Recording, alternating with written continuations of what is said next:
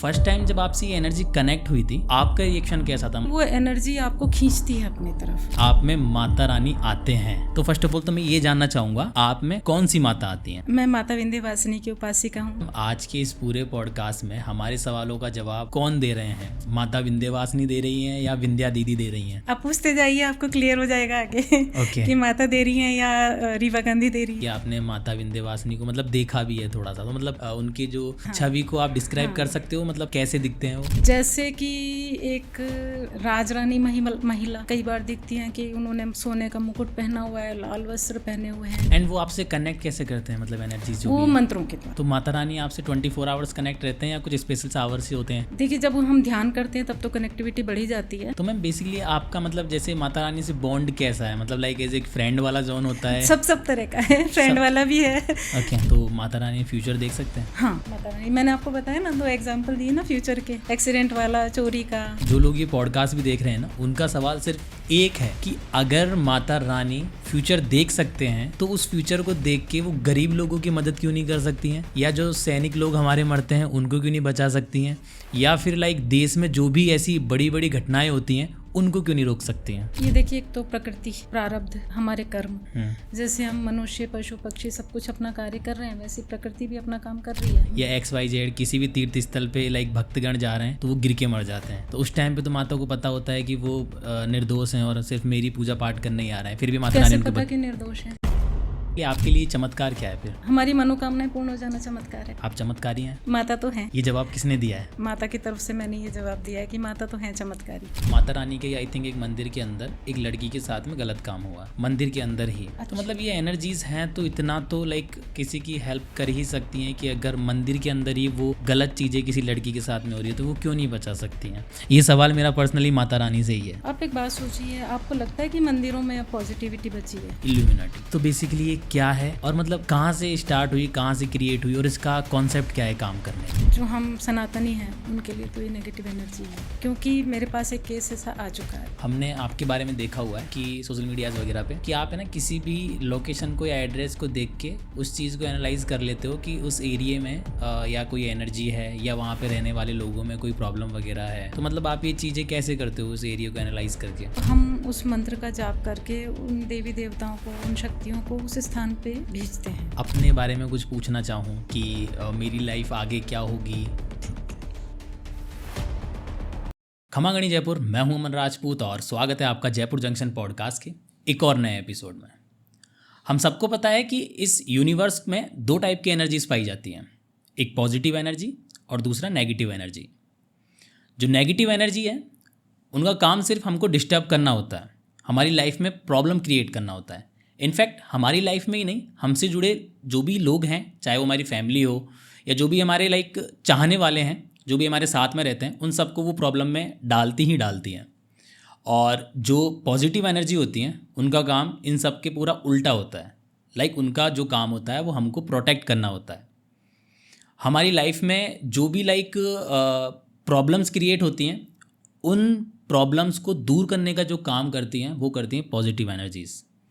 आज की इस पॉडकास्ट में मैं एनर्जीज़ की बात इसलिए कर रहा हूँ क्योंकि जो आज हमारे गेस्ट हैं वो पूरी तरीके से पॉजिटिव एनर्जी के प्रचारक हैं और उनका मानना है कि पॉजिटिव एनर्जीज उनसे कनेक्ट होती हैं जिनकी सहायता से वो लोगों की, आम लोगों की, या फिर मैं बात करूँ देश से रिलेटेड, या जो पॉलिटिशियन है या जो गवर्नमेंट ऑफिसर्स हैं उन तक की हेल्प करती हैं। तो आज के जो हमारे गेस्ट हैं मैं उनका स्वागत करना चाहूँगा, रीवा गांधी जी। मैम बहुत बहुत स्वागत है आपका हमारे इस पॉडकास्ट चैनल पे। Thank you Aman ji. जय माता की, आप सभी को जय माता की। और सबसे पहले मैं अमन जी आपको धन्यवाद दूंगी कि आपने मुझे इनवाइट किया अपने पॉडकास्ट पे और कुछ बातें क्लैरिफिकेशन के लिए, कुछ क्लैरिटी के लिए कि जो भी ये चीज़ें नेगेटिव पॉजिटिव का जो गेम है ये क्या है। तो मैं कोशिश करूंगी कि मैं पूरी हद तक उसमें कामयाब हूँ, आप लोग जानें कि पॉजिटिव नेगेटिव एनर्जी क्या है।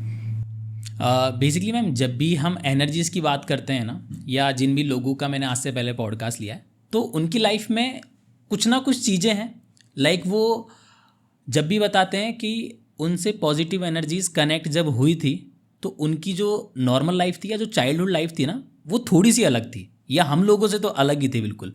तो आपकी जो चाइल्डहुड लाइफ थी, जो आपका बचपना था, वो कैसा था? नॉर्मल बच्चों की तरह था या फिर थोड़ा सा अलग था? आपकी थॉट प्रोसेस क्या थी? आप कैसे चीज़ों पर रिएक्ट करते थे? वो थोड़ा आप बताइए पब्लिक को।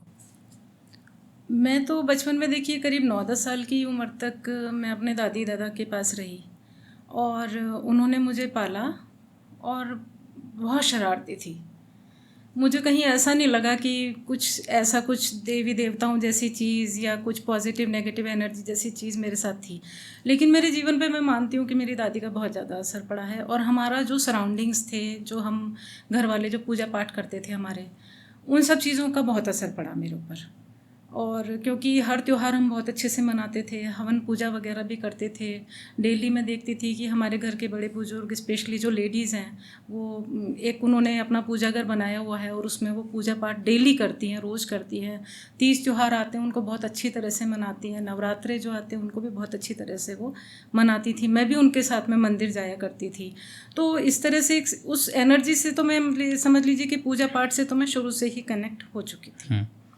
फिर मैं आई, राजस्थान आ गई, वहाँ पे पेरेंट्स के साथ में रही, तो वहाँ भी होता था सब कुछ, लेकिन बड़े बुजुर्ग जो हमारे करते थे उनसे थोड़ा सा अलग, मतलब कनेक्टिविटी उनसे थोड़ी सी मेरी कम हो गई थी। और पढ़ाई लिखाई वगैरह में मैं ज़्यादा लग गई और पढ़ने लिखने लगी। एवरेज थी लेकिन पढ़ाई लिखाई में उस टाइम पे ज़्यादा हो गए। फिर आगे जाके ग्रेजुएशन के लिए मैं बाहर निकली घर से अपने। तब तक तो सब कुछ नॉर्मल चलता रहा था, लेकिन 10th में मैं कह सकती हूँ कि 10th में एक मैंने न्यूज़पेपर में कोई आर्टिकल पढ़ा था जो कि यक्षिणी से और आत्माओं से संबंधित कुछ था। थोड़ा सा उसको कह सकते हो कि आप वो टर्निंग पॉइंट था एक, कि मैं जानना चाहती थी कि ये सब चीज़ें क्या हैं क्या नहीं है। वहाँ से हल्का सा एक चेंज आना शुरू हुआ था। कई बार मैं पूजा करती, कई बार मैं बहुत देर तक बैठ के पूजा करती, कई बार ऐसा लगता था कि एक पैर पे खड़े होकर पूजा करने लग जाती थी। कुछ लगता था कि कोई मंत्र मिल जाए, नहीं मिलता तो अपने मन से कोई मंत्र लेके उसका जाप करती, हाथ जोड़ के भगवान जी की प्रार्थना करती तस्वीरों के आगे की। ये सब कुछ हो मेरे साथ में, कुछ हो, लेकिन ऐसा कुछ फील होता नहीं था। फिर मैं जो पढ़ाई लिखाई करने लगी, अपना ग्रेजुएशन कंप्लीट करी, फार्मेसी मैंने बी फार्मा किया। उसके बाद मैं जॉब में आ गई, जॉब किया कुछ साल तक। फिर मेरी शादी हो गई, लेकिन उस टाइम पे जॉब से पहले ही मुझे एक गुरु मिले। ये समझ लीजिए कि शायद ईश्वरीय शक्तियाँ जो यूनिवर्स होती हैं, उन्होंने मेरा सुना कि मैं कोई रास्ता बदलना चाहती हूँ। मैं कभी भी सेटिस्फाइड नहीं रही कि जो कुछ भी मैं भी कर रही हूँ उससे मुझे कभी सेटिस्फेक्शन नहीं मिलता था। मैं चाहती थी कि नहीं, ये तो सब कर रहे हैं, मैं कुछ अलग करूँ, कुछ और अलग करूँ, कुछ और अलग करूँ। करते करते मैं पूजा पाठ करती थी और कुछ बुक्स वगैरह जो धार्मिक किताबें भी मैं पढ़ती थी। फिर एक गुरु जी मुझे मिले, उन्होंने गुरु दीक्षा दी, गुरु मंत्र दिया और उन्होंने कहा कि बस तुम इसका जाप करो। कुछ उन्होंने ध्यान साधनाओं की बातें मुझे बताई जिसको मैं फॉलो करने लगी। उनसे मेरा कनेक्टिविटी बहुत कम रहती थी गुरुजी से, मतलब फिजिकल, जैसे कहते हैं ना कि भी आमने सामने बैठ के बात करना, ये सब नहीं होता था क्योंकि वो बहुत दूर रहते थे। मेरे यहाँ जयपुर से उनका कम से कम रास्ता 8-9 घंटे का था। और बहुत इंटीरियर में जाके कहीं रहते थे, तो इतना ज़्यादा मैं उनसे मिल नहीं पाती थी। लेकिन जो कुछ भी उन्होंने थोड़ा सा भी मुझे सिखाया, मैं उसको कंटिन्यू करती रही। फिर जाके एक, जैसे कहते हैं ना, वो जो मंत्र उन्होंने गुरु मंत्र दिया, शायद वो जागृत हुआ, या उस मंत्र ने शायद मेरे अंदर की ऊर्जा को जागृत किया।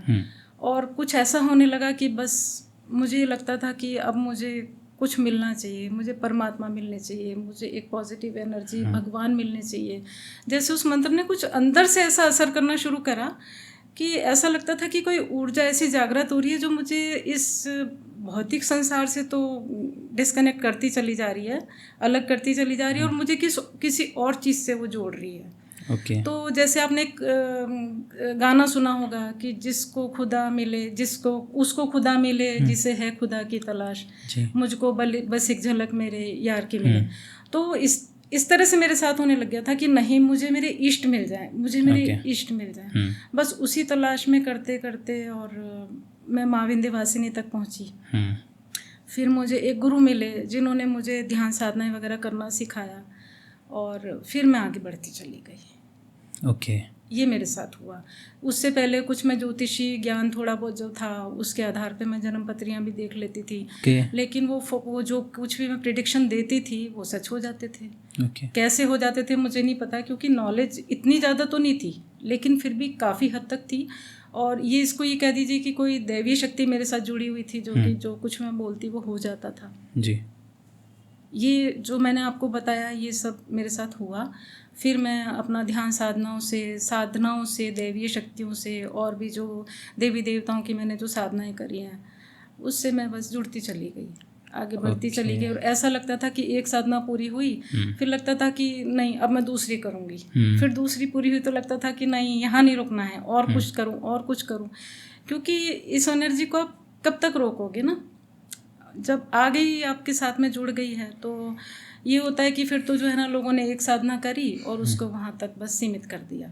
उसके बाद में दूसरी साधना नहीं करोगे तो एक एनर्जी एक लेवल पे आके रुक जाएगी, और अगर उसको अभी आपने कंटिन्यू नहीं किया, उसका भी जाप आपने रेगुलर नहीं रखा, तो फिर वो डिक्लाइन हो जाएगी। ओके, तो ये लाइक आपकी एक पूरी जर्नी रही बचपन से लेके अब तक की। हाँ, कि आप इन एनर्जी से कनेक्ट होने लगे। हाँ जी।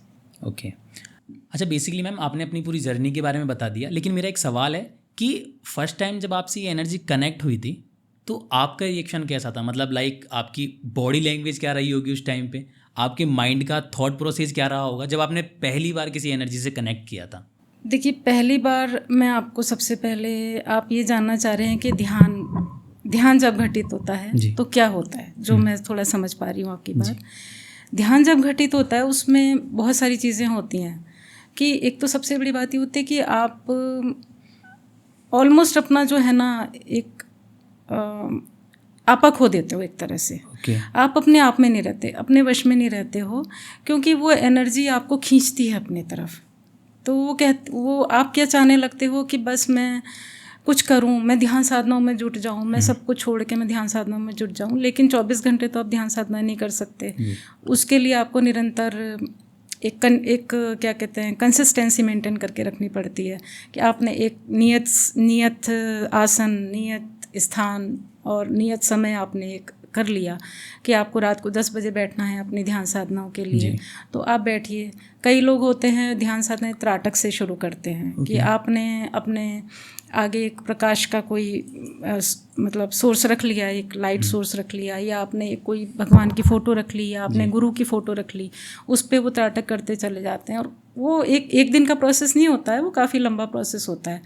तो जब मेरे साथ ऐसा हुआ था तो मुझे जब जैसे माता से मेरी कनेक्टिविटी हुई, तो ये मान लीजिए कि मैं जब निरंतर जाप करती तो रही थी माता का, लेकिन मुझे कहीं अंदर से ऐसा फील नहीं हो रहा था कि वो एनर्जी मेरे अंदर जागृत हुई। पर मैंने हार नहीं मानी, या कह दीजिए कि माता को कुछ और करवाना था। तो वो 6 महीने तक तो ऐसे ही चलता रहा कि मैं माता के जाप करती रही, पूजा करती रही लगातार, छोड़ा नहीं मैंने माता को। और 6 महीने के बाद में धीरे धीरे वो माता मुझे दर्शन देने लगी, जैसे ऐसे देखने लगी कि कुछ छाया जैसी, माता की कुछ आकृति जैसी वो मुझे दिखने लगी, मेरे सामने आती थी। ये जो मेरे भाव आते थे कि माता ने बिंदी लगाई या मैंने अपने माथे पे बिंदी लगाई तो वो हल्की सी टेढ़ी लगी, तो मुझे सामने ऐसा दिखता था कि माता ने भी बिंदी टेढ़ी लगा दी। इस तरह से कुछ चीज़ें मुझे दिखती थी माता की। और फिर थोड़ा थोड़ा जब मैं उसको और जाप करने लगी और ज़्यादा ध्यान में जाने लगी, तो फिर माता मुझे बहुत सारी चीज़ें क्लियर दिखती थी। जो भी मेरे अंदर के भाव होते थे वो मुझे सामने प्रकट होने लगते थे। कि मैंने माता की तस्वीर पे अगर माला पहनाई तो मुझे ऐसा लगता था कि ये माला रे गिर गई, और वो सच में गिर जाती थी। कुछ ही मिनटों में वो माता को चुन्नी पहनाई मैंने, या माता को भोग लगाया, तो मुझे लगता था कि हाँ वो माता भोग स्वीकार कर रही हैं। कोई माता को लड्डू चढ़ाया तो वो माता लड्डू पा रही हैं। इस तरह की चीज़ें मुझे दिखने लग गई थी। और इस तरह से माता कार्य करने लगी, या ये कहिए कि मेरे भाव जागृत होने लगे या भाव प्रकट होने लगे उस टाइम। मैम बेसिकली आपका भी कहना यही है और जो आपके श्रद्धालु हैं उनका कहना भी यही है कि आप में माता रानी आते हैं। मतलब ये हम जैसे लोगों के लिए तो मानना मतलब असंभव है, हम लोग नहीं मान सकते इन चीज़ों को, बिकॉज हम जो आजकल समाज में देख रहे हैं ना, तो हर मतलब मंदिरों में आप देखोगे तो हर दूसरा बंदा उस चीज़ को प्रमोट कर रहा है कि हाँ मुझ में माता आती हैं, या मेरे में ये एनर्जीज़ आती हैं, या मेरे से ये एनर्जीज़ कनेक्ट होती हैं। और आप भी बोलते हैं कि आप में भी माता रानी आती हैं, तो फर्स्ट ऑफ ऑल तो मैं ये जानना चाहूँगा कि आप में कौन सी माता आती हैं? मैं माता विंध्यवासिनी की उपासिका हूँ। ओके। वही मेरी इष्ट हैं और वही रहेंगी इष्ट। ओके। और पब्लिक इसीलिए आपको विंध्या दीदी के नाम से भी जानती हैं? हाँ, ये विंध्या नाम भी देखिए मेरे गुरुजी ने मुझे नीलेश्वरी विंध्या नाम दिया था। नीलेश्वरी इसलिए दिया था कि जब मैं त्राटक करती थी तो मुझे पता नहीं था कि त्राटक क्या होता है। तो जब भी मैं प्रकाश का ध्यान करती थी तो और जब आंख बंद करके बैठती थी तो मेरी भ्रकुटी पे यत्रिक जो था उस पर नीले रंग की एक लौ दिखाई देती थी। तो मैंने गुरुजी से पूछा कि गुरुजी ने कहा कि जब तुम त्राटक करोगे तो तुम्हें इस तरह के प्रकाश दिखाई देंगे, ये होगा वो होगा। तो मैंने कहा गुरुजी मुझे तो नीले रंग की दिखाई देती है प्रकाश। तो बोले कि बेटा तू तो नीलेश्वरी है, चल तुझे नीलेश्वरी कहूँगा आज से। उसके बाद में जब मैं माता विंध्यवासिनी की करने लगी तो उन्होंने विंध्या नाम दे दिया कि विंध्या दीदी, ऐसे करके मुझे उन्होंने विंध्या नाम दिया। तो नीलेश्वरी विंध्या से फिर जब मैं पूरी तरह से माता विंध्यवासिनी के प्रति मैं समर्पित हो गई तो लोग मुझे विंध्या दीदी के नाम से जानने लग गए। ओके। और एक्चुअली तो रीवा गांधी है मेरा नाम। जो भी आपको मेरे डॉक्यूमेंट्स में मिलेगा वो रीवा गांधी के नाम से मिलेगा। ओके। मैम, आज के इस पूरे पॉडकास्ट में हमारे सवालों का जवाब कौन दे रहे हैं? माता विंध्यवासिनी दे रही हैं या विंध्या दीदी दे रही हैं? आप पूछते जाइए, आपको क्लियर हो जाएगा आगे कि माता दे रही हैं या रीवा गांधी दे रही है। ओके। क्योंकि देखिए जब हम ईश्वर से जुड़ते हैं ना तो हमारे में एक सिचुएशन ध्यान साधनाओं के दौरान एक आ जाती है कि या तो तू ही तो हो जा या मैं ही मैं हो जाऊँ। मतलब माता जैसे जो भी जिनके भी इष्ट हैं, मेरी जैसे इष्ट माता विंध्यवासिनी है। और लोग भगवान हनुमान जी को पूछते होंगे, भगवान राम को, कृष्ण को, गणेश जी के भक्त भी होंगे, हनुमान जी के भी होंगे, बहुत सारे दुर्गा माता के, देवी देवताओं के, जो भी उनकी वहाँ के स्थान देवता, लोकल देवता वो लोग होते होंगे। तो एक सिचुएशन ऐसी एक स्थिति आ जाती है जिसको हम कहते हैं कि या तो तू ही तो हो जा या मैं ही मैं हो जाऊँ। मतलब कि या तो वो माता हो जाए या वो रीवा गांधी हो जाए। तो मेरे साथ ये सिचुएशन कई बार आती है कि मैं जवाब, ये जो कुछ भी मैंने माता से सामने बैठ के क्वेश्चन पूछा और जो मुझे जो जवाब मिला वो कहीं मेरे मन की उपज तो नहीं है, वो सही में माता दे रही है या मैं खुद दे रही हूँ या मेरा मन चाह रहा है कि मैं ये सब करूँ। तो कई बार ऐसे कन्फ्यूजन हो जाता था। लेकिन फिर मैंने थोड़े टाइम बाद ये सोचना शुरू कर दिया कि नहीं, अब चाहे मेरे मन में जो भी भाव आ रहे हैं मैं उसको माता के ही भाव मान के करूँगी। ओके।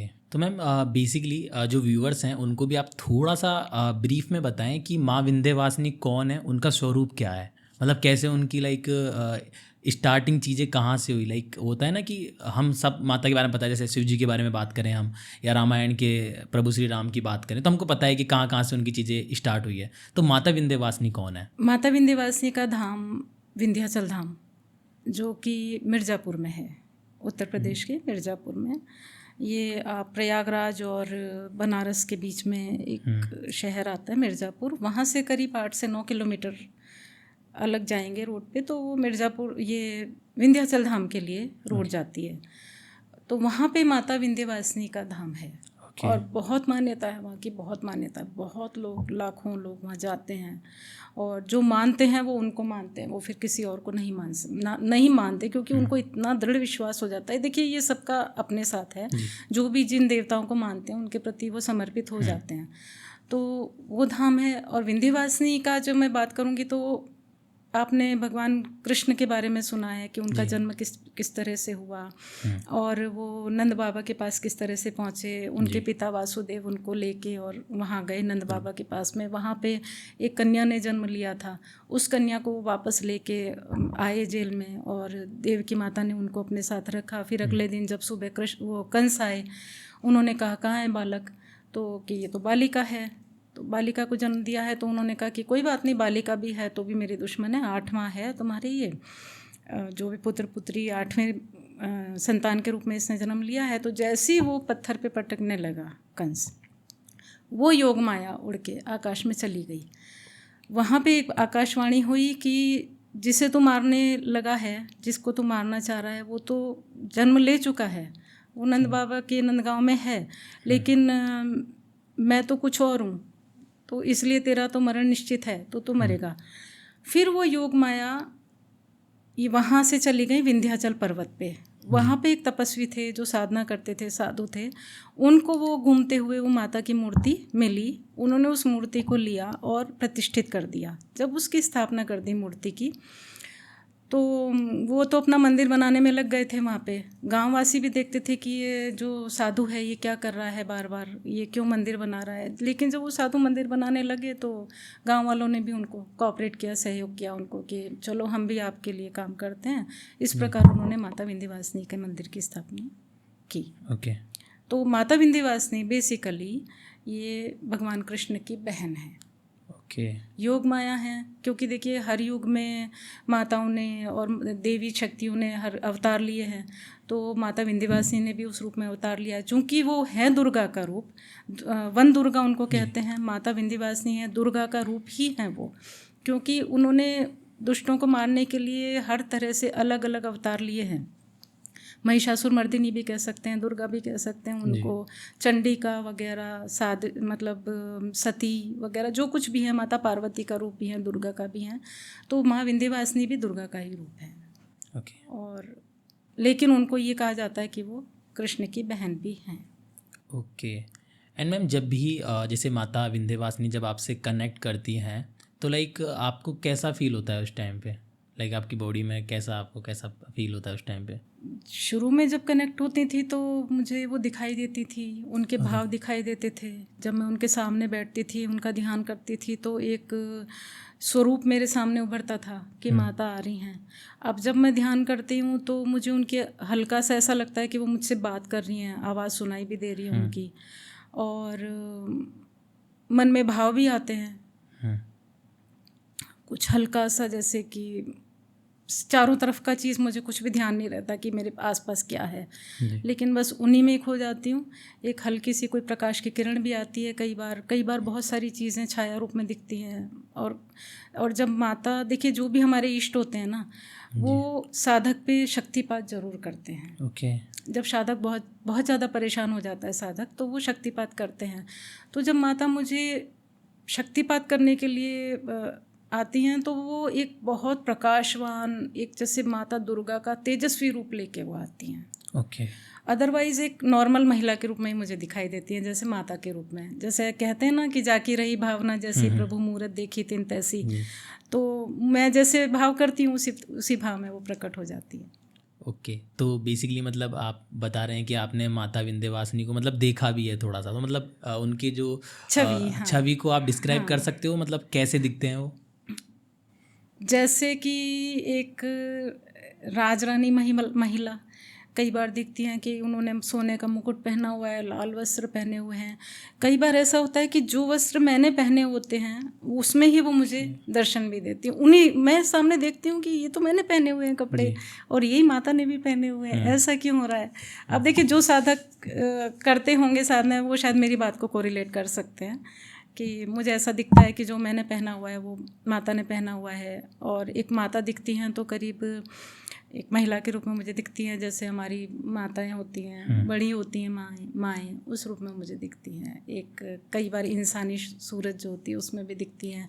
शुरू में ऐसा दिखता था कि मैं उनके साथ जा रही हूँ तो वो मेरी उंगली पकड़ के मेरे साथ साथ चल रही हैं, और एक मैं छोटी सी 6-7 साल की बच्ची हूँ और वो मेरा हाथ पकड़ के चल रही हैं, कहीं जंगल में जा रही हैं, कहीं जा रही हैं, ऐसे ऐसे मुझे ध्यान में चीज़ें दिखती थी। और अब ये हो रहा है कि अब वो ऊर्जा जो आ रही है वो ऊर्जा के रूप में ज़्यादा आती हैं। ओके।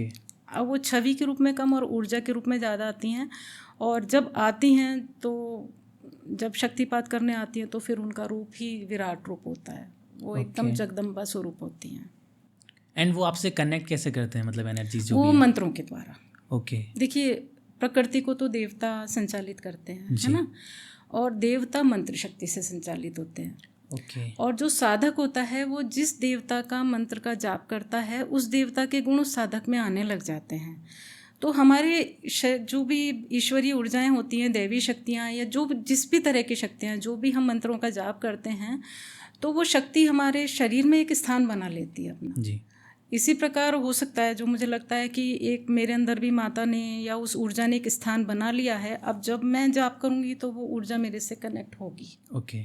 मैं ये तो देखिए नहीं कहती कि मैं माता बन गई, जी। या मैं किसी तरह का कोई क्लेम नहीं करती। मैं सिर्फ ये कहती हूँ कि मैं माता की उपासिका हूँ, उनके प्रति समर्पित हूँ, उनकी ध्यान पूजा मैं करती हूँ, और सब कुछ मैंने उनके प्रति समर्पित कर दिया कि आप करो, जो करना है आप करोगे मेरे लिए। ओके। बस। तो माता रानी आपसे 24 आवर्स कनेक्ट रहते हैं या कुछ स्पेशल आवर्स ही होते हैं पूरे दिन में? देखिए, जब हम ध्यान करते हैं तब तो कनेक्टिविटी बढ़ ही जाती है जी। और जब हम ध्यान नहीं करते हैं ना, तो मान लीजिए मैं ड्राइविंग कर रही हूँ या मैं कहीं कुछ और काम कर रही हूँ, तो जब मैं बिल्कुल शांत माहौल में होती हूँ तब तो मुझे माता की हमेशा प्रेजेंस दिखाई देती है, समझ में आती है कि हाँ माता मेरे साथ है, ये कर रही है, वो कर रही है। और कभी मैं आंख बंद करके माता का ध्यान करती हूँ कि माता चलो मेरे साथ में, तो वो मुझे जवाब देती है अच्छा ठीक है, चल रहे हैं हम लोग भी। इस तरह की कुछ चीज़ें दिखाई देती है। और जब मैं उनका ध्यान नहीं कर रही होती हूँ तब भी वो मेरे साथ तो होती ही हैं और मुझे बचाती भी हैं। और कई जगह ऐसा हुआ कि कुछ होने वाला होता है और वो मुझे एकदम से इशारा बोल देती हैं या मुझे आवाज़ आती है साइड में ले ले, या यहाँ से बच, इधर मत जा, उधर मत जा, तो वो बताती हैं और वो होता भी है। तो मैम बेसिकली आपका मतलब जैसे माता रानी से बॉन्ड कैसा है? मतलब लाइक एज एक फ्रेंड वाला जोन होता है? सब तरह का है, फ्रेंड वाला भी है। ओके। बिल्कुल सही बोला है आपने, फ्रेंड वाला भी जोन है, माँ वाला भी जोन है, माँ बेटी वाला भी जोन है, रूठना मनाना भी है उसमें, जैसे एक बच्चा अपनी माँ के साथ करता है वो सब कुछ है। और कई बार माता कहती हैं कि जैसे मुझे कहीं बाहर जाना था और जहाँ पे मैं माता की ध्यान साधनाएं करती हूँ उस स्थान की बात बताती हूँ मैं, कि मुझे बाहर जाना था तो माता ने मुझसे कहा कि भाई चोरी हो जाएगी, तेरे घर में चोर आ जाएंगे। अब मेरे पास टाइम बहुत कम था कि मैं जहाँ रह रही हूँ वहाँ रहूँ या जहाँ मैं मेरा साधना में करती हूँ उस स्थान पे जाके मैं बैठूँ।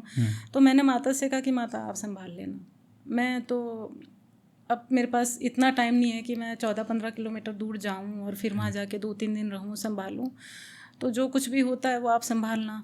अब क्या हुआ, सब 16 सितंबर को तो मुझे जाना था, 13 सितंबर की बात है, और सुबह सुबह फ़ोन आया मेरे पास पड़ोसियों का कि जी आपके तो ताले टूटे पड़े हैं घर के, आप आओ। अब मैं गई, देखा तो ताले तो टूटे हुए हैं, लेके कोई कुछ नहीं गया, क्योंकि बेसिकली ऐसा कुछ हम ज़्यादा सामान वहाँ छोड़ते नहीं थे। रहने के लिए जो भी बेसिक चीज़ें ज़रूरत की थी वो हमने रखी हुई थी, तो बस ताले टूटे, थोड़े से उन्होंने डोर वगैरह डैमेज किए। माता ने सब कुछ बचा लिया वहाँ पे। फिर उसी टाइम हमने बुलवाया कि आप दरवाज़ा लगा के जाओ, जिनको भी था कारपेंटर वगैरह को, फिर वो करा। उसमें ही हमें रात के 12 बज गए, लेकिन रुक तो तब भी नहीं पाते क्योंकि जाने की तैयारी हमें करनी थी, दरबार की तैयारी, आगे जहाँ लगाना था वहाँ की तैयारी करनी थी। तो ऐसा इंडिकेशन माता दे देती हैं एक आध बार ऐसा, और अक्सर हो जाता है कि जैसे दरबार फिनिश मतलब हुआ, ओवर किया मैंने, ख़त्म मतलब बंद किया, और उसी टाइम पे मैंने माता से आज्ञा ली कि माता मैं चलूँ, तो माता ने कहा रुक जा थोड़ी देर, अभी एक्सीडेंट हो जाएगा नहीं तो अब मैं 5 मिनट रुक गई, 10 मिनट, भाई अब कितनी देर इंसान रुकेगा। तो मैंने कहा माता मैं तो जा रही हूँ। अब माता भी क्या बोले, ठीक है भाई जा रही तो तेरी मर्जी। अब मैं गई तो गाड़ी लेके गई, और जैसे मोड़ पे गाड़ी आई तो थोड़ी सी चढ़ाई थी, तो उस टाइम पे मैंने हल्का सा जैसे उसको गाड़ी को चढ़ाया उस पर, तो सामने से मतलब बाहर से ही रोड पे से 3 लड़के बिना हेलमेट के और एक मोटरसाइकिल पे जिगजैग चलाते हुए जा रहे हैं। वो मेरी गाड़ी से हल्का सा टकराए, उनका बैलेंस बिगड़ा और वो गिर गए। ओके। गलती मेरी नहीं थी, फिर भी मैं बाहर निकली, मैंने उनसे पूछा भी आपको लगी तो नहीं कहीं, और थोड़े भीड़ भी इकट्ठी हो गई। उन्होंने सोचा पता नहीं क्या एक्सीडेंट हो गया होगा, इसको गाड़ी चलानी आती भी है कि नहीं आती है। तो भी मैं चुपचाप शांति से मैं उनसे पूछने लगी, आप सॉरी मेरी तरफ से मैं माफ़ी मांग रही हूँ, कोई गलती हो गई हो तो, और आपकी लगी तो नहीं? बोले नहीं आप नहीं लगी, आप जाओ, कोई दिक्कत नहीं, हमें नहीं लगी। तो माता ने मुझे इंडिकेट कर दिया था, पहले ही बता दिया था कि भाई ऐसा कुछ होने वाला है, लेकिन फिर भी मुझे बचा लिया उससे। हो सकता है कि कुछ बड़ा होता तो वो थोड़ा सा होके, जिसको हम कहते हैं कि सूली का शूल होके रह गया, ऐसा होता है। अच्छा, तो माता रानी कभी आपसे रुष्ट भी होते हैं? कभी कभी कभी कभी हो जाती हैं। फिर आप मनाते कैसे हैं उनको?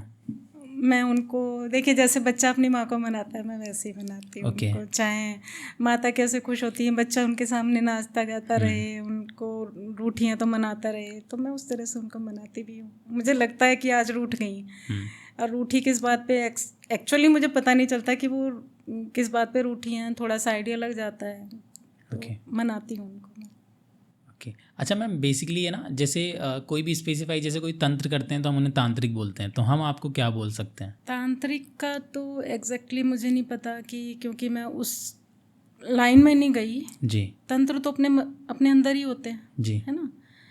तांत्रिक कहें लोग माने, ये उनकी मर्जी है। मैं तो खुद को माता की उपासिका ही मानती हूँ। तो एज ए उपासिका हम आपको हाँ, साधिका भी कह सकते हैं, उपासिका भी कह सकते हैं। ओके। तो बेसिकली आपने कुछ सिद्धियाँ वगैरह भी की होगी? हाँ, साधनाएं करनी पड़ती हैं, सिद्धियाँ लेनी पड़ती हैं, और वो सारी सिद्धियाँ माता के अंडर में होती हैं, क्योंकि माता हमारी इष्ट है। हाँ। तो मैं उन्हीं के ही अंडर में, उनके ही सुपरविजन में करती हूँ सारी साधनाएं। गुरु से आज्ञा लेती हूँ, गुरु मुझे उसका बताते हैं, और जहाँ पे कुछ कमी रह जाती है, कुछ और एडिशन करना होता है, तो वहाँ माता मुझे बताती हैं कि इसको इस तरह से कर। तो उसमें जो कुछ भी क्लैरिटी लानी होती है तो माता इंडिकेट करती हैं, हेल्प करती हैं पूरी। तो माता रानी फ्यूचर देख सकते हैं? हाँ, माता रानी, मैंने आपको बताया ना, 2 एग्जाम्पल दिए ना फ्यूचर के, एक्सीडेंट वाला, चोरी का, इस तरह की माता बताती हैं। और माता तो सारे फ्यूचर देख लेती हैं, मतलब वो आगे की बात, पास्ट भी बता देती हैं कई बार, और फ्यूचर बताती हैं। लेकिन हम फ्यूचर में ज़्यादा इसलिए नहीं जाते क्योंकि कई बार ऐसी चीज़ें हो जाती हैं कि हमारा मन विचलित हो जाए, ओके, और हम अपने रास्ते से भटक जाएं, या हम अपनी मेंटल कंडीशन को थोड़ा सा और ज़्यादा वर्स्ट कर लें। इसलिए हम कोशिश ये करते हैं कि हम फ्यूचर ना देखें। ओके। लेकिन फिर भी जैसे कई बार ऐसा होता है कि हम माता से कहते हैं कि माता हम इस जगह जा रहे हैं, तो आप हमें ये तो बता दो कि वहाँ क्या है, कोई ऐसी कोई चीज़ तो नहीं है, मैं कहीं दरबार लगाने जा रही हूँ, वहाँ पे कुछ ऐसी पॉजिटिव नेगेटिव एनर्जी, तो माता इतना बता देती हैं कि वहाँ पॉजिटिव एनर्जी है या नेगेटिव एनर्जी है, वहाँ किस तरह के लोग आएंगे, ये सब चीज़ें माता बता देती हैं हमें। ओके। बहुत ज़्यादा डीप में नहीं जाते हैं, क्योंकि वो डीप में भी बता देती हैं, फ्यूचर बता देंगी आपको, लेकिन उस टाइम पे आपको सहन करने लायक होना पड़ेगा। ओके। तो फ्यूचर देख के फ्यूचर को बदला जा सकता है? डिपेंड करता है, बदल भी सकते हैं, और ये सब देश काल पे और पर्सन टू पर्सन डिपेंड करता है कि कितना ज़रूरी है, कितना वो डिज़र्व करता है, डिज़ायर क्या है, नीड क्या है, और देश हित में है कि नहीं है। सबसे बड़ी बात है कि देश हित में है कि नहीं है, और इसको बदलवा के वो क्या करना चाहता है। हम तो इंसान हैं, हम नहीं समझ पाते, लेकिन वो जो जगत स्वामिनी है, अधिष्ठात्री देवी हैं, तो वो तो सब कुछ जानती हैं, ब्रह्मांड स्वामिनी है, वो तो सब कुछ जानती हैं कि किसके मन में क्या चल रहा है, तो उसी के अकॉर्डिंग वो करती हैं। मैम, लाखों करोड़ों लोगों का, या इनफैक्ट जो लोग ये पॉडकास्ट भी देख रहे हैं ना, उनका सवाल सिर्फ एक है कि अगर माता रानी फ्यूचर देख सकते हैं तो उस फ्यूचर को देख के वो गरीब लोगों की मदद क्यों नहीं कर सकती हैं, या जो सैनिक लोग हमारे मरते हैं उनको क्यों नहीं बचा सकती हैं, या फिर लाइक देश में जो भी ऐसी बड़ी बड़ी घटनाएं होती हैं उनको क्यों नहीं रोक सकती हैं? ये देखिए, एक तो प्रकृति है ना, प्रारब्ध, हमारे कर्म, जिसको हम कहते हैं कि हमारे प्रारब्ध क्या होते हैं, हमारे कर्मों के फल, प्रकृति से जुड़ी हुई आपदाएं, तो वो तो रहेंगी। प्राकृतिक चीज़ें तो जो भी हैं उनको आप आपदाएं बोल लो, लेकिन वो प्रकृति अपना कार्य कर रही है। जैसे हम मनुष्य, पशु, पक्षी सब कुछ अपना कार्य कर रहे हैं, वैसे प्रकृति भी अपना काम कर रही है, उसको हम रोक नहीं सकते। आप चाहे जितना भी चाहो उसमें बाधा डालने की कोशिश करो, लेकिन प्रकृति अपना काम करेगी तो करेगी। अब पहाड़ हैं, पहाड़ अगर बारिश के बोझ से या जो भी है जिस तरह से गिरेंगे वो तो गिरेंगे, चाहे उन पे अगर आपने मकान बना लिया, पहाड़ों को उनसे लेना देना नहीं है कि आपने मकान बना लिया, उनको अगर गिरना है, पानी को बहना है वो तो बहेगा, हवा को चलना है तो वो चलेगी, पेड़ पौधों को उगना है, जो कुछ भी है वो प्रकृति अपना काम कर रही है। उसमें आपने बाधा डालने की कोशिश करी तो या प्रकृति के कार्य में बाधा तो डाल ही रहे हो। अब माता उसको क्यों नहीं रोकती हैं, क्योंकि माता तो प्रकृति को संचालित करती हैं, तो वो तो संचालन तो रहेगा ही रहेगा उसका।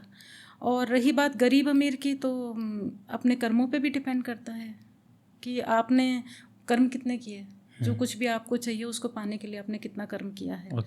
अच्छा, दूसरी बात, जैसे एक कहावत है, हिम्मत मर्दा मदद खुदा, तो अगर आपने आप आगे तो बढ़ो किसी कार्य को करने के लिए, हिम्मत तो जुटाओ, भगवान आपका साथ देगा, और अपने कर्मों का फल आपको मिलेगा ज़रूर, क्योंकि जो आपने कर्म करे उनका फल तो मिलेगा ना, भगवान आपका साथ देगा। अगर आप गरीब हो और अमीर बनना चाहते हो तो उसके लिए आप आगे बढ़ो, कोशिश करो, भगवान आपका साथ उसमें देगा। बेसिकली मैम, जैसे हम देखते हैं कि आपने देखा होगा कि जैसे वैष्णो देवी माता के जो बस जा रही है वो लाइक खाई में गिर जाती है, या XYZ किसी भी तीर्थ स्थल पे लाइक भक्तगण जा रहे हैं तो वो गिर के मर जाते हैं, तो उस टाइम पे तो माता को पता होता है कि वो निर्दोष हैं और सिर्फ मेरी पूजा पाठ करने ही आ रहा है, फिर भी माता रानी कैसे उनको पता कि निर्दोष है? मतलब लाइक वो तो पूजा पाठ करने ही आ रहे हैं ना माता रानी क्या की, पता? वो पूरा बस वहीं पे जाती है पूजा करने, क्या पता? तो फिर क्या करने जाते हैं वो बस में? वो जाने।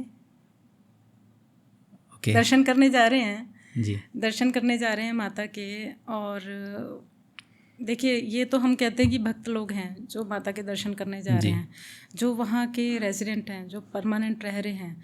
मैंने बहुत बचपन में ये भी सुना था कि बारात जा रही है और पूरी की पूरी बस खाई में गिर गई। वो दर्शन के लिए तो नहीं जा रहे थे ना माता के पहाड़ों पे, है ना, पूरी बस गिर गई, बहुत लोग मर गए उसमें। तो ये प्रारब्ध हैं, ये कर्मों के फल हैं। ऐसा होता है कि मान लीजिए इस सृष्टि पे, इस धरती पे, जो भी यूनिवर्स में किसी ने जो भी कर्म किए हैं, एक जैसे कर्म किए हैं, और उनको सबको कर्मों की सज़ा भी एक जैसी ही मिलनी है। तो यूनिवर्स क्या करता है, उनको सबको एक जगह ला के इकट्ठा कर देता है, और फिर उनको उसी तरह से उस कर्म की सज़ा भी मिलती है। कर्म कैसे हुए? हमने बीज रोप दिया, अब वो पेड़ बन जाएंगे। ज़रूरी नहीं कि आज आपने जो कर्म किए हैं उसकी सज़ा आज के आज मिलेगी, या जिसने भी जो बुरे कर्म, अच्छे कर्म, जो कुछ भी किया उनका फल आज के आज ही मिलेगा, ऐसा नहीं है। कर्म बीज है, आपने रोप दिया, वो बड़ा तो होगा। ये गीता में लिखा है, भगवान कृष्ण ने जो गीता में उपदेश दिए उसमें साफ साफ साफ लिखा है कि जो कर्म आपने किए, आपने बीज बो दिए, अब समय आने पर उसका फल भी मिलेगा आपको। ओके, तो कर्म को बदला जा सकता है क्या? कर्म को ईश्वर पे छोड़ दीजिए। कर्मण्येवाधिकारस्ते माँ फलेषु कदाचन। ओके माँ कर्म फल हेतुर्भुर्माते संगोस्तवी कर्मणि। तो आप कर्म तो कीजिए, लेकिन उन कर्मों को आप, वैराग्य क्या होता है कि जो कुछ भी हम कर्म कर रहे हैं हम उसको ईश्वर को समर्पित करते हैं। ईश्वर फिर आपको वो रास्ता दिखाएगा जिस पे आपको चलना है, सही चलना है, वो रास्ता दिखाएगा आपको। तो कर्मों को बदला जा सकता है। कर्म को तो बदल सकते हो आप, लेकिन कर्मों के फल आपके हाथ में नहीं है, वो फल ईश्वर आपको देंगे। अगर आपको लगता है कि आप बुरे कर्म कर रहे हो, जो कर लिए सो कर लिए, लेकिन अब जो आगे आने वाले कर्म हैं उनको आप अच्छे करो और उन कर्मों को ईश्वर को समर्पित कर दो कि प्रभु जो कुछ भी हुआ मेरे से, मैं उसके लिए माफ़ी मांग रहा हूँ, क्षमा मांग रहा हूँ, लेकिन अब आप मेरे से ऐसे ही कर्म करवाओ जिससे कि मुझे मोक्ष की प्राप्ति हो, मुक्ति की प्राप्ति हो। तो भगवान आपको उस रास्ते पे चला देते हैं। तो कर्म बड़ा है भगवान? भगवान, ओके, क्योंकि कर्मों के फल देने वाले वही हैं। ओके। अच्छा, तो बेसिकली आपके लिए चमत्कार क्या है फिर? चमत्कार जी, हमारी मनोकामनाएं पूर्ण हो जाना चमत्कार है। जो हमने चाहा, हमने भगवान से मांगा और वो हो गया, वो चमत्कार है। आप चमत्कारी हैं? माता तो हैं। ओके, ये जवाब किसने दिया है?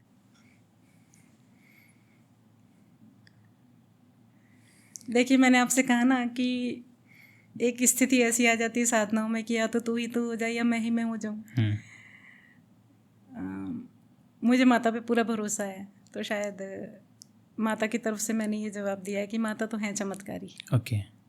वो एक जो दिव्य स्वरूपा माता विंध्यवासिनी, दुर्गा रूपा माता विंध्यवासिनी हैं, तो वो हैं, उनका ही जवाब है कि वो चमत्कारी हैं। ओके, तो आध्यात्म और अंधविश्वास में क्या फ़र्क है? जब हम गलत को मानते चले जाते हैं और उसको होने देख रहे हैं कि गलत है और उसको होने देते हैं तो एक स्थिति ऐसी हो जाती है कि वो गलत होने ही लग जाता है। ओके। वो चाहे मान लीजिए कि आप ये कहें कि हमने ये ठान लिया कि बिल्ली ने रास्ता काट दिया तो बुरा होना ही है, तो वो आपके अंदर से एक नेगेटिव चीज़ निकली और आप उसको वापस से बार बार क्रिएट करते चले जा रहे हो, तो वो नेगेटिविटी अपना काम करेगी जी, है ना, तो वो होने लग जाएगा। ये तो हो गया अंधविश्वास जी। और आप दूसरी पूछ रहे हैं कि अध्यात्म हम जो कुछ भी कर रहे हैं वो अध्यात्म है। अगर हम साधनाएं कर रहे हैं तो ये अध्यात्म है। कोई मान लीजिए जवान जो सैनिक है हमारे, आप सोचिए वो सैनिक बनने के लिए कितनी बड़ी बड़ी उनकी अपनी साधना है। माता भी उनको साधनाएं बोलती है, मैं भी उनको कहूँगी कि वो उनकी साधना है, क्योंकि वो अपने शरीर को साध रहे हैं देश की रक्षा के लिए। तो वो बहुत बड़ी साधक हैं। मौन धारण कर लेना, किसी बात का तुरंत जवाब ना देना और गुस्सा पे नियंत्रण करना, ये भी अपने आप में साधना है। तो ये भी अध्यात्म है। हम लोग जो ईश्वर की साधना कर रहे हैं, मंत्रों का जाप कर रहे हैं, एक नियत टाइम, नियत स्थान पे बैठ के, नियत माला हाथ में लेके जो जाप कर रहे हैं कुछ घंटों तक, वो भी साधना है। तो ये अध्यात्म है। ओके। तो मैम ये जैसे बहुत सारे लोग बोलते हैं कि भूत होते हैं, प्रेत होते हैं, तो आपको क्या लगता है, भूत प्रेत होते हैं? हाँ होते। आपने देखा है? हाँ देखे। कैसे होते हैं?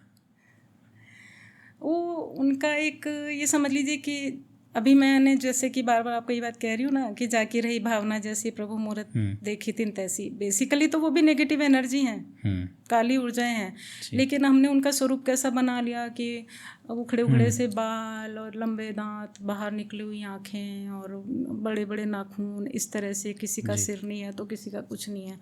हमने ये एक स्वरूप जो बना लिया है, तो जब भी आपको कोई नेगेटिविटी दिखाई देगी, भूत प्रेत दिखाई देंगे, तो वो उसी स्वरूप में दिखाई देते हैं जैसे क्योंकि आपने वो सोच लिया। आई नेगेटिव, वो तो ऊर्जा के रूप में आई आपके पास में, लेकिन ऊर्जा का अपना कोई स्वरूप नहीं होता, लेकिन आपने जब वो स्वरूप बना लिया तो उसी रूप में वो आपको दिखाई देगी। कुछ क्षण भर के लिए दिखाई देगी, ऐसा नहीं है कि घंटों तक आपके साथ रहेगी, कुछ टाइम के लिए, कुछ क्षणों के लिए वो सामने आके वो आकृति आपके सामने आएगी और चली जाएगी। ओके। तो बेसिकली जैसे आप दरबार वगैरह लगाते हैं, तो कुछ ऐसा भूत प्रेत भगाने वाला कोई केस आया आपके पास में? हाँ, कई केसेस आए ऐसे कि जिसमें उनके ऊपर भूत प्रेत हैं, उनके ऊपर जिन्न हैं और वो उनको परेशान कर रहे हैं, तो मैंने हटाए उनके ऊपर से। अच्छा, सबसे डेंजर वाला जो भूत का केस आप बताओ, कोई आपके पास में आया हो तो? डेंजर वाले तो जो देखिए, डेंजर वाला ये होता है कि जब वो उसको शरीर को परेशान करने लगता है और वो स्थान नहीं छोड़ता है, तो ऐसा केस आया मेरे पास में। ऐसे कई केस आए हैं, जैसे कि एक लड़की थी, वो न्यूली मैरिड थी, तो वो सगाई होते ही वो बीमार हो गई लड़की, लेकिन वो ठीक नहीं हो रही थी। तो उसकी मदर आई मेरे पास में, बोली कि जी ये सगाई हुई और शादी भी हो गई, लेकिन ये तब से बीमारी पड़ी है, हमने डॉक्टर्स को भी दिखा दिया, ठीक नहीं हो पा रही, क्या चक्कर है आप देखो। तो मैंने देखा उसके अंदर, उसके पेट में कोई नेगेटिविटी जिन्न जैसे था। तो मैंने उससे पूछा, भाई ये कहाँ से ये चीज़ आ गई तेरे अंदर, कुछ तो तू गई है कहीं पे कुछ करवाने के लिए? तो उसने बोला कि मेरी एक फ्रेंड थी, वो मुझे किसी एक मुस्लिम लड़के के साथ में वो मुझे मुस्लिम के पास लेके गई और वो पेड़ के नीचे बैठा हुआ था। उसने मेरे कान में कुछ पता नहीं, कुछ ऐसा उनका ही कुछ मंत्र पता रही थी, कुछ ऐसा पढ़ा, और उसके बाद में बोली मैं एक तरह से बेहोश हो गई थी। फिर उसके बाद बोले तब से ही मेरी तबीयत ख़राब रहने लग गई। मैंने कई जगह डोरा वगैरह भी बंधवाया, लेकिन मुझे आराम नहीं मिला। मैंने कहा ठीक है मैं निकालती हूँ। तो जैसे ही मैंने ध्यान किया और उसको निकाला बाहर, तो उसके पेट में बहुत तेज़ दर्द हुआ। चिल्लाई भी कि नहीं आप मुझसे मेरे जबकि मैं उसको टच नहीं कर रही हूँ, वो ठीक मेरे सामने ही बैठी हुई है। मैं अपनी गद्दी पे बैठी हुई हूँ, आसन पे, और वो सामने बैठी हुई है। मैंने बिल्कुल टच नहीं किया, सिर्फ आंख बंद करके ध्यान करके उस चीज़ को निकालने की कोशिश करी। निकाला तो वो चिल्लाने लगी बहुत ज़ोर से, उसको चक्कर भी आए। और फिर मैंने बोला कि इसके अंदर तो कुछ था और इसको आप लेके आना दोबारा से मेरे पास में 2-3 बार, ये बिल्कुल ठीक हो जाएगी। फिर वो आई, वो ठीक हो गई। और भी ऐसे केसेस आए हैं, जैसे कि एक और बाहर से आए थे, वो बोले कि हमारी बेटी है, वो बहुत परेशान है 4-5 सालों से, और वो बार बार चीखती चिल्लाती रहती है, उधम मचाती रहती है, आउट ऑफ कंट्रोल हो जाती है, बाल वगैरह बिखेर लेती है। तो आप हमने बहुत जगह दिखा दिया और बहुत पैसा हमने खर्च कर दिया, और कुछ इस पे जो भी होता है हफ्ते भर तक थोड़ी नॉर्मल रहती है, उसके बाद में फिर ये वापस वैसे की वैसे करने लगती है। आप कुछ कर सकते हो? तो मैंने देखा, मैंने कहा 3 दिन का मैं अनुष्ठान इसके लिए करूँगी और आपको इसको लेके आना पड़ेगा डेली 3 दिन तक, जल्दबाजी मत करना। उन्होंने कहा ठीक है। फिर वो लेके आए, तो पहले दिन वो बहुत ही ज़्यादा, बहुत तेज़ उसने मतलब चिल्लाई, उधम मचाया, इधर भाग रही है उधर भाग रही है। तो मैंने कुछ इस तरह के बंधन कर दिए कि कमरे से बाहर नहीं जा पाएगी। वो पकड़ रहे, मैंने कहा इसको आप पकड़ो मत, कुछ भी मत करो, ये जो कर रही है इसको करने दो, आप इस रूम से बाहर नहीं जा पाएगी। तो वो वाकई वो उस रूम से बाहर नहीं जा पाती थी, जाती फिर अंदर आती। बहुत देर तक उसने, कम से कम 1-2 घंटे तक वो चीखती चिल्लाती रही। फिर मैं उसको बोलती सीधी बैठ जा, एक आध बार मुझे उसको थोड़ा सा हाथ भी उठाना पड़े उसके ऊपर कि भाई बैठ जा शांति से। फिर थोड़ा, अब उस दिन तो उसने बहुत ही ज़्यादा एग्रावेट वो लड़की हो गई थी। उसके घर से भी फ़ोन आया कि ये तो बहुत उधम मचा रही है। मैंने कहा अभी तो पहला दिन है, अभी 2 दिन और हैं। अगले दिन आई, बहुत हद तक नॉर्मल हो गई थी, बहुत हंसी खुशी बात कर रही है वो। तो घर वाले बोले ये हमसे तो ऐसे बात नहीं करती। तो मैंने कहा जो असर था वो निकला है इसके ऊपर से, अभी हम धीरे धीरे इसको कर रहे हैं, क्लीन अप कर रहे हैं, तो आप लेके आना। अगले दिन वो लेके आई, तो मैंने कहा देखो उसकी नेगेटिविटी हमने निकाल दी, अब हम इसके अंदर पॉजिटिविटी भरेंगे। तो उन्होंने कहा कि ठीक है। बोले अब हम इतनी देर नहीं रुक सकते, आप जल्दी करो जल्दी करो। मैंने कहा जल्दी मत जाओ, मेरा अपना पैटर्न है, मैं उसी से काम करूँगी। फिर वो किया, वो ठीक हो गई थी। उसके बाद उसके घर वालों का एक 2 महीने बाद मेरे पास फ़ोन भी आया कि वो सही चल रही है। ओके। तो बेसिकली मैम ये जिन कौन होते हैं? ये आत्माएं ही होती हैं। ओके। और इनको साध लिया जाता है। भूत प्रेत का भी सेम है कि आत्माएं होती हैं, उनको साध लिया जाता है। कई बार ये असंतुष्ट आत्माएं होती हैं, अतृप्त आत्माएं होती हैं, और उनको साध लेते हैं लोग और फिर उनसे अपने कार्य करवाते हैं। ओके। हमने जैसे शोज़ वगैरह में देखे हुए हैं कि जिन तो मतलब हमारी इच्छाओं को पूरा करता है। ज़रूरी नहीं है। ओके। लेकिन उस इच्छाओं को पूरा करने के बदले में वो आपसे क्या ले रहा है आपको पता है? ओके। किस तरह के भोग ले रहा है, क्या चीज़ें वो चाह रहा है। आप जो खा रहे हैं वो भी वो खा रहा है, आप जो भोग ले रहे हैं वो भी ले रहा है। पता चल रहा है कि आपको भूख है 2 रोटियों की, लेकिन आपने एक्स्ट्रा खा ली, कितनी खा ली आपको पता ही नहीं चलता। आपके घर में उसका क्या असर हो रहा है, आपके परिवार पे, आपके फैमिली पे, बच्चों पे किस चीज़ का असर हो रहा है, ये आपको पता नहीं चलता है। तो तामसिक चीज़ों की बजाय तो आप सात्विक चीज़ों में जाइए, वो आपकी रक्षा भी करेंगी, आपको बचाती भी रहेंगी, और दूसरों को भी वो मार्गदर्शन देंगी कि आप ऐसे करो। तो जो नेगेटिविटी है उसको भी हटाएंगी। ओके। तो बेसिकली जिन अच्छे भी होते हैं कुछ? हाँ, अच्छे भी होते हैं। जिन अच्छे भी होते हैं वो अच्छे काम भी करते हैं। ओके। हाँ, वो लोगों को ठीक करने का भी काम करते हैं। कोई मेंटली डिस्टर्ब हो जाते हैं उनको भी ठीक करने का काम करते हैं। अच्छे होते हैं, बुरे भी होते हैं। तो आप मिले हो कि नहीं अच्छे जिनों से? हाँ, मिली मैं, अच्छे जिनों से भी मिली। वो उधम भी नहीं मचाते हैं, वो नॉर्मल रहते हैं। ओके। और नॉर्मली बात करते हैं। वो बुरे जिनों से भी मिली हूँ, तो उनसे वो भी काम करते हैं अपना। मैम भूतों का तो हमने सुना है कि जैसे नॉर्मली कोई मर जाता है एंड उसे जब वो इस मोक्ष की तरफ नहीं जाता है और इसी संसार में फंस के रह जाता है, तो लाइक वो भूत वाले कॉन्सेप्ट में बनता है भूत। जिन कैसे बन जाते हैं? वो भी इसी कॉन्सेप्ट में बन जाते हैं। वो इतने डेंजर कैसे हो जाते हैं फिर? वो उनका जो भोग दिया जाता है, वो इस तरह का दिया जाता है कि वो डेंजरस लगने लग जाते हैं। हमारे भी जो आप देखिए, जो भूत प्रेत ये कह दो, वो भी इतने डेंजरस हो जाते हैं कि वो परेशान करते हैं। आत्माएं जो हैं वो इतनी डेंजरस हो जाती हैं कि वो परेशान करती हैं उनको। यदि आपने कोई प्रॉमिस कर दिया कि आप हमारा ये काम कर दो और हम आपको बदले में ये चीज़ देंगे, और नहीं दी, तो वो डेंजरस हो जाएगी। ओके। और फिर क्या होगा कि उनकी डिमांड बढ़ने लगेगी। वो आपके काम करने लगेंगे, आपकी डिमांड बढ़ने लग गई कि और काम करो, और बदले में वो कहेंगे और भोग दो। आपने कहा और काम करो और भोग दो, किस हद तक देते चले जाओगे।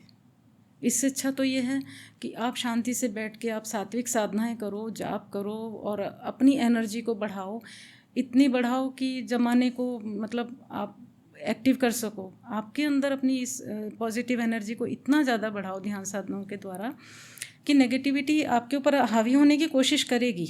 ऐसा नहीं है कि नहीं करेगी। आप जैसे ही पॉजिटिव एनर्जी को आप गेन करने की कोशिश करेंगे, तो नेगेटिविटी पहले आएगी आपके पास में। अगर आप अपना ध्यान भटक गए, आप उस नेगेटिविटी के चक्कर में पड़ गए, फिर वो नेगेटिविटी आप पे हावी हो जाएगी। एक टाइम ऐसा आएगा कि आप इतने पजल्ड हो जाओगे कि अब मैं इससे कैसे छुटकारा पाऊँ। फिर आपके इष्ट आएंगे आपकी हेल्प करने के लिए। अगर आप नेगेटिविटी में जाओगे ना, आपके इष्ट नहीं रोकेंगे आपको कि आप मत जाओ।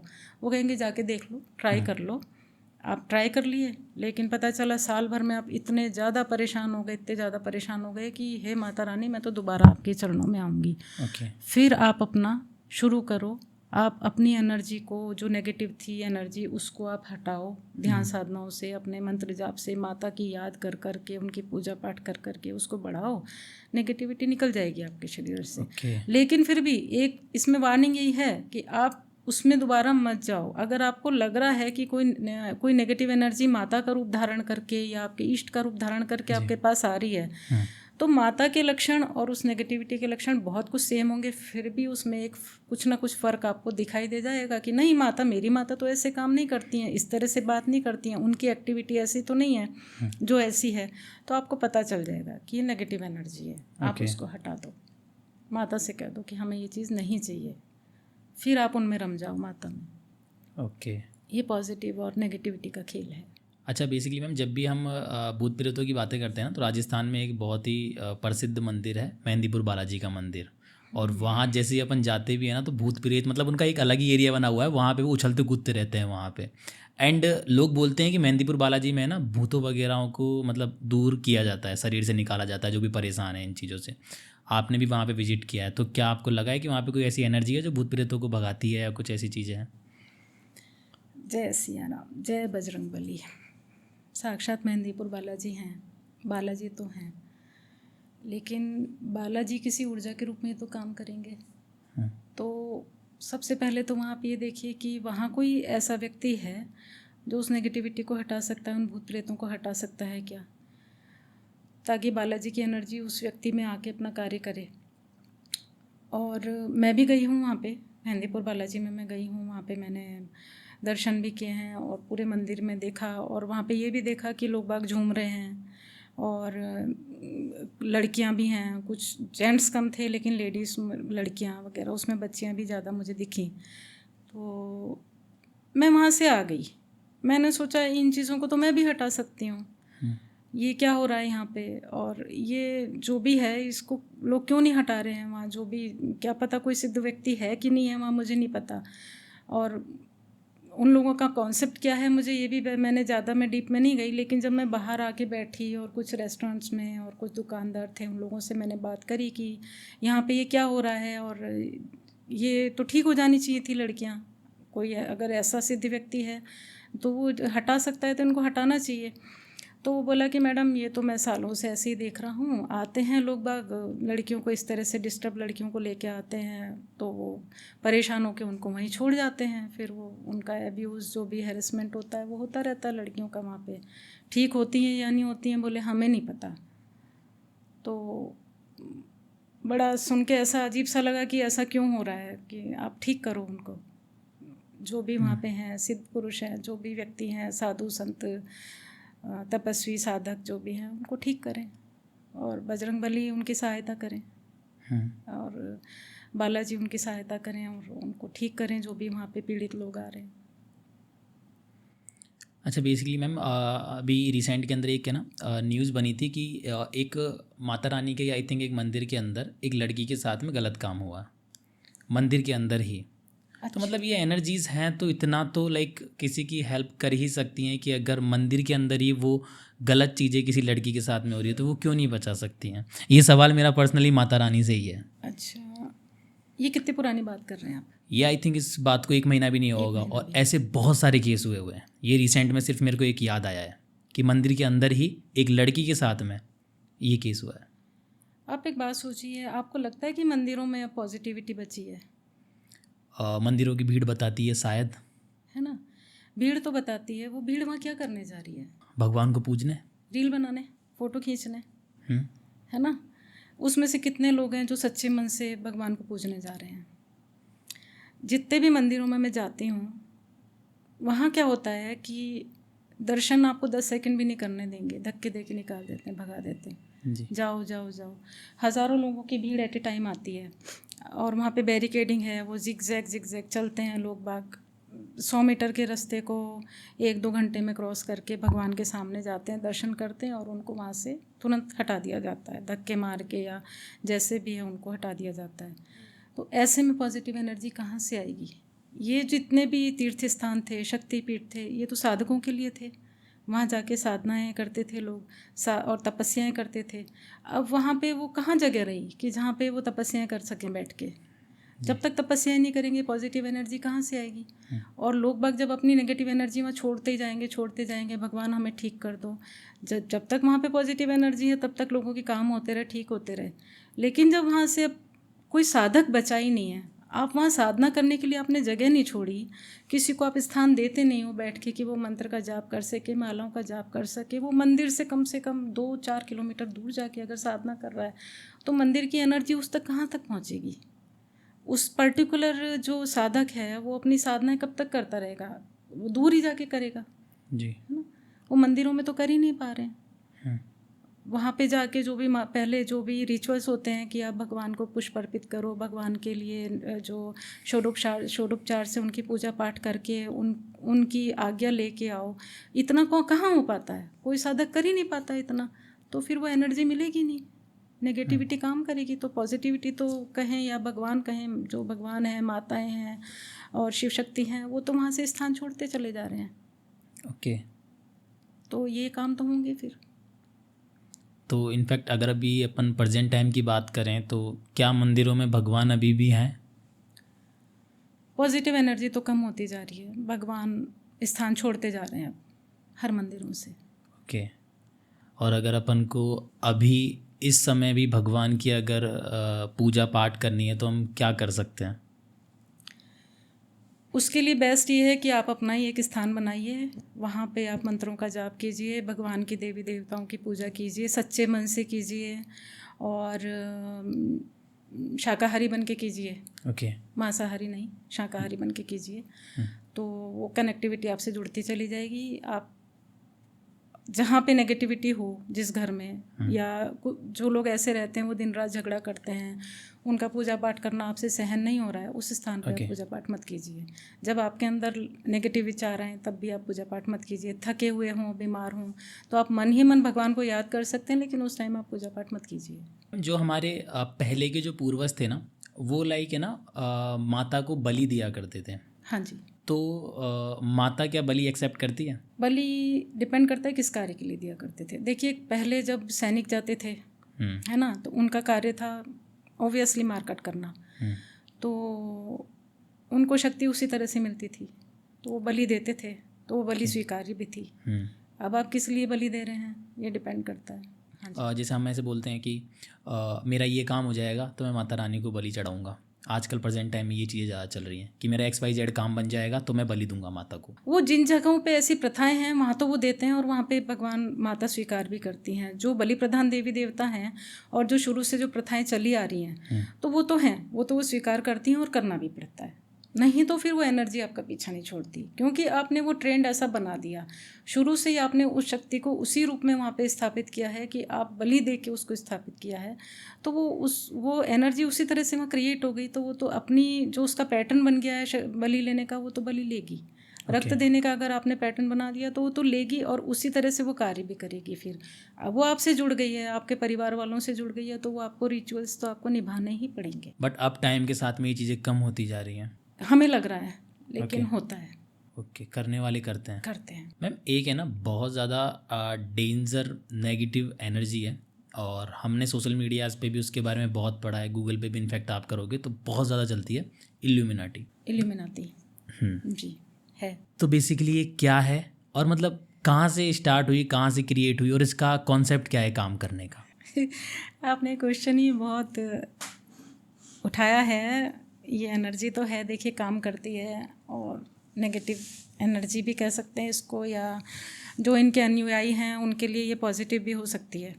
ओके। लेकिन जो हम सनातनी हैं उनके लिए तो ये नेगेटिव एनर्जी है, क्योंकि मेरे पास एक केस ऐसा आ चुका है, इसलिए मैं इसके साथ बड़े दावे के साथ ये बात कह सकती हूँ कि ये नेगेटिव एनर्जी सनातनियों के लिए स्पेशली है तो है।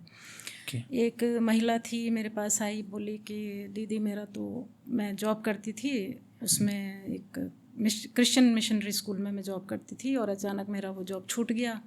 अब मेरे पास तो कोई काम भी नहीं है जी, और मेरी तो आदत पड़ चुकी है अपना काम करने की, मैं तो घर में बैठी नहीं रह सकती। अब आप मुझे बताओ मैं क्या करूं, ऐसा मेरे साथ क्यों हुआ? तो मैं दरबार में बैठी हुई थी, मैंने ध्यान लगाया तो मैं चौंक गई, क्योंकि वो मेरे साथ अनुभव ही इस तरह का हुआ कि मैंने कहा ये सब भी होता है क्या? उसमें क्या हुआ था कि वो लेडी, मैंने उससे पूछा भाई तो कोई मंत्रों का जाप भी करती थी, मैंने उसको 2 मंत्र बताए, मतलब पूछा था कि इन 2 मंत्रों का तूने जाप किया है? बोली हाँ दीदी मैंने किया है। तो मैंने कहा बेटा तेरे साथ क्या हुआ है कि जब तक तू उन मंत्रों का जाप करती रही तो उसकी जो पूजा पाठ था उसका पुण्य था वो तेरे साथ जुड़ा हुआ था, और उस एनर्जी ने तेरे को अपनी तरफ खींचा क्रिश्चियन मिशनरी में, और तू क्रिश्चियन स्कूल में चली गई पढ़ाने के लिए। वहाँ क्या हुआ कि वहाँ पे जो उनकी एनर्जी बिखरी हुई है, तो उसने तेरे जो भी पुण्य थे, तेरे को पैसे दिए क्योंकि तू पढ़ाती थी, पढ़ाने के बदले में तेरे को पैसे दिए, लेकिन अंदर क्या हो रहा है, स्पिरिचुअली क्या हो रहा है कि वो तेरे मंत्रों की शक्ति को खींच रही है और वो अपनी पावर बढ़ा रही है, बदले में तुम्हें क्या दे रही है? पैसा। और अब जब तुमने वो मंत्र जाप बंद कर दिए, तुम्हारी जो स्पिरिचुअल पावर थी, जो भी सात्विक शक्ति थी, वो कम हो गई, उसको वो चीज़ नहीं मिल रही है, अब तुम उसके काम के नहीं रहे, तो उसने तुम्हें निकाल बाहर किया। ओके। तो अब तुम्हें, अब क्योंकि सिर्फ यही नहीं कि वो तुम्हें पैसा दे रही है, बदले में पैसा भी दे रही है, लेकिन बदले में बहुत सारी चीज़ें ऐसी दे रही है जो आपको नुकसान पहुंचा रही हैं, आपके शरीर को, आपके दिमाग को, आपका ब्रेन वॉश कर रही हैं। उस लेडी का ब्रेन वॉश करने लग गई थी। वो लड़की हिंदू होके भी हिंदू धर्म के खिलाफ बातें करती थी। ओके। और कि क्यों, क्या होता है, हिंदू हिंदू हिंदू करते रहते हो, ये है वो है, इस तरह की वो बातें करती थी कि कुछ नहीं होते हैं हिंदू, तो ऐसे वैसे। तो मैंने कहा कि अब तुम खुद देखो कि तुम किस परिवार में जन्मी हो, किस परिवार में पली बड़ी हो, किस परिवार में तुम्हारी शादी हुई है, और तुम बातें क्या कर रही हो। तो वो जो ऊर्जा थी, वो उसका सारा जो पुण्य था वो खुद ले रही थी, और बदले में उसको पैसा भी दे रही, लेकिन साइड में उसके परिवार पे, उस पे कुछ ना कुछ हेल्थ इश्यू वगैरह इस तरह की चीज़ें चलती रहती थी। ओके। तो मैंने उनको कहा कि अब तुम इस तरफ मत जाओ, नेगेटिविटी की तरफ, क्रिश्चियन मिशनरी की तरफ तुम अब मत जाओ। अब तुम जो है, अगर तुम्हें पढ़ाना ही है तो तुम एक सनातन धर्म से के जो संचालक हैं उन स्कूलों में जाओ, वहाँ पे शारदा माँ की तुम प्रार्थना भी करोगे, उनकी स्तुति भी करोगे, तो फिर से तुम्हारे अंदर वो नेगेटिविटी ख़त्म हो जाएगी और पॉजिटिविटी बढ़ जाएगी। तो ये काली शक्तियाँ जो हैं, इनको मत आने दो अपने पास में। ओके। तो बेसिकली मैम, जो ये नेगेटिव एनर्जीज होती है, अपन किसी इंसान पे छोड़ भी सकते हैं अगर अपन उन चीज़ों को सिद्ध कर लें तो? जो तामसिक साधनाएं करते हैं वो तो यही करते हैं कि वो नेगेटिविटी को छोड़ देते हैं। नेगेटिविटी कई रूप में काम करती है कि आप किसी से इतना ज़्यादा नफ़रत करते हो, इतना नफ़रत करते हो, या आपने अपनी सोच को ही इतना नकारात्मक बना लिया कि आप किसी के लिए अच्छा सोच ही नहीं सकते, और आप उसको बद्दुआएं दे रहे हो, किसी इंसान को बद्दुआएं दे रहे हो, तो वो असर करने लग जाती है। एक तो ये होता है, और कई बार ये भी होता है कि आपने जलन के मारे आप किसी के पास गए, तांत्रिक के पास में, जो खुद नकारात्मक शक्तियों का साधक है और काली शक्तियों का साधक है, तो उसके पास गए और उसने आपको कोई चीज़ ऐसी दे दी, तो वो भी काम करेगी। क्योंकि वो भी साधक है, क्योंकि सारे जो भी साधक हैं वो माता के भक्त हैं। माता की शक्ति है, जो माता महाकाली हैं, उनकी सारी शक्तियां हैं। ये काली शक्तियां भी उनके बच्चे ही हैं माता महाकाली के। तो वो तो कहेगा कि माता मैंने आपकी साधना करी, तो आप मुझे भी दो, कुछ दो, मुझे भी मिलना चाहिए, और चाहे मैं कुछ अच्छा करूं बुरा करूं वो मेरे ऊपर है, लेकिन आपको साथ तो देना पड़ेगा। तो माता फिर उनका थोड़ा साथ तो देंगी, वो शक्तियाँ उनका साथ तो देंगी, तो कुछ हद तक असर कर जाएंगी। लेकिन जो सच्चे साधक है, भगवान को मानते हैं और सात्विक पूजाएं करते हैं, तो उन पे वो थोड़ा सा टच करके रह जाती हैं। लेकिन ये नेगेटिव एनर्जीज मानती नहीं है, ये बार बार कोशिश करती चली जाती हैं। वो साधकों को, साधु संतों को, ऋषि मुनियों को, सबको परेशान करती हैं ये, और करती चली जाती हैं। अब क्या होता है कि आप उनसे फाइट करते रहो बस। ओके। या तो आप उस स्थान को ही छोड़ दो, दूसरे स्थान पे आप सराउंडिंग्स चेंज कर लो अपने, या फिर जो है ना आप उनसे फाइट करते चले जाओ, उसमें आपकी एनर्जी खर्च होती चली जाएगी। तो बेटर है कि नेगेटिव लोगों से, नकारात्मक लोगों से आप दूर ही रहो तो ज़्यादा अच्छा है। तो बेसिकली वशीकरण जैसा कोई कॉन्सेप्ट होता है? हाँ, होता है। ओके। और ये काम करता है? हाँ, करता है। तो आपके पास में कुछ ऐसे केसेस वगैरह हैं वशीकरण से रिलेटेड? देखिए, जो माता विंध्यवासिनी है वो घर जोड़ने का काम करती हैं, घर तोड़ने का काम नहीं करती। ओके। है ना, वो चाहती हैं कि घर गृहस्थी आपकी बनी रहे, आपकी मैरिड लाइफ बनी रहे। और कुछ केसेस आए थे मेरे पर, एक याद आ रहा है मुझे केस कि एक महिला ही अपनी बेटी को लेके, वो बेटी शादीशुदा थी, तो वो बोलें कि जी मेरी बेटी को थोड़ा मतलब सुनने में प्रॉब्लम है, उसके हियरिंग एड लगे हुए हैं, और मैंने अच्छा खासा दहेज दे के, मकान वगैरह दे के इसकी शादी करी थी एक नॉर्मल इंसान से, और वो कमाता भी है, जॉब भी करता है, लेकिन आजकल वो किसी दूसरी महिला के संपर्क में है, क्योंकि मेरी बेटी थोड़ी सी हल्की सी डिसेबल्ड है और उसको हियरिंग प्रॉब्लम है। तो इस वजह से जो है ना, वो दूसरी महिला से फ़ोन पे बात करता है, मेरी बेटी की तरफ ध्यान नहीं देता। तो वो बेटी भी आई थी उसके साथ में। तब मुझे बहुत तरस आया कि ये तो गलत हो रहा है इसके साथ। भाई चॉइस आपकी थी कि आपने उससे शादी करी, जिस लड़के ने उससे शादी करी वो उसकी चॉइस थी, या तो पैसे के लालच में करी या क्या देख के करी वही जाने। अब उसको निभाओ, आप उसके साथ में जुड़ो, उसको वो उतना ही प्रेम, उसको उतना अधिकार सम्मान देना चाहिए, वाइफ है आपकी, लेकिन नहीं दे रहे हो और दूसरी स्त्रियों के संपर्क में आ रहे हो तो गलत है। तो मैंने उसको कुछ करके दिया कि ये, अब मैं पब्लिकली तो क्या बताऊँ, लेकिन हाँ दिया उसको कि आप ऐसे कर देना, जो मैं बता रही हूँ ऐसे कर देना। उसने किया और थोड़े ही दिनों में वो छूट गया, उसका संपर्क था दूसरी महिला से, वो टूट गया और वो लड़की अब अपने घर गृहस्थी अच्छे से संभाल रही है। दोनों हस्बैंड वाइफ अच्छे से खुशी खुशी रहते हैं मेरे पास। उसके बाद में उन लोगों ने तो नहीं, लेकिन दूसरों ने मुझे बताया था, और वो केस देख के फिर मेरे पास में कई केसेस इस तरह के आए। एंड मैम एक चीज़ और है जो आजकल मैं सोशल मीडिया पे बहुत ज़्यादा देखता हूँ, कर्ण पिशाचनी के बारे में। तो बेसिकली कर्ण पिशाचनी है क्या और कैसे काम करती है? मतलब ये चीज़ तो मैं क्लियर करना चाहता ही हूँ कि बेसिकली ये है क्या। कर्ण पिशाचिनी माता जी, ये देखिए, ये देवी की शक्ति होती है, ओके, है ना। मैं इनको माता कर्ण पिशाचिनी बोलती हूँ। कई लोग इनको पिशाचिनी कहते हैं, लेकिन मेरे लिए माता का स्वरूप है, ओके, और माता विंध्यवासिनी का ही स्वरूप है। ये जो शक्ति देती हैं माता विंध्यवासिनी देती हैं, आपकी इष्ट देती हैं, और उन्हीं के अंडर में जो आत्माएं होती हैं, जो माता को जिन्होंने पूजा हुआ होता है लेकिन असामयिक उनकी मृत्यु हो जाती है, तो वो माता की शरण में वो आत्माएं चली जाती हैं। और जब आप इनकी साधनाएं करते हो तो माता ही उस एक आत्मा को आपके पास भेजती हैं।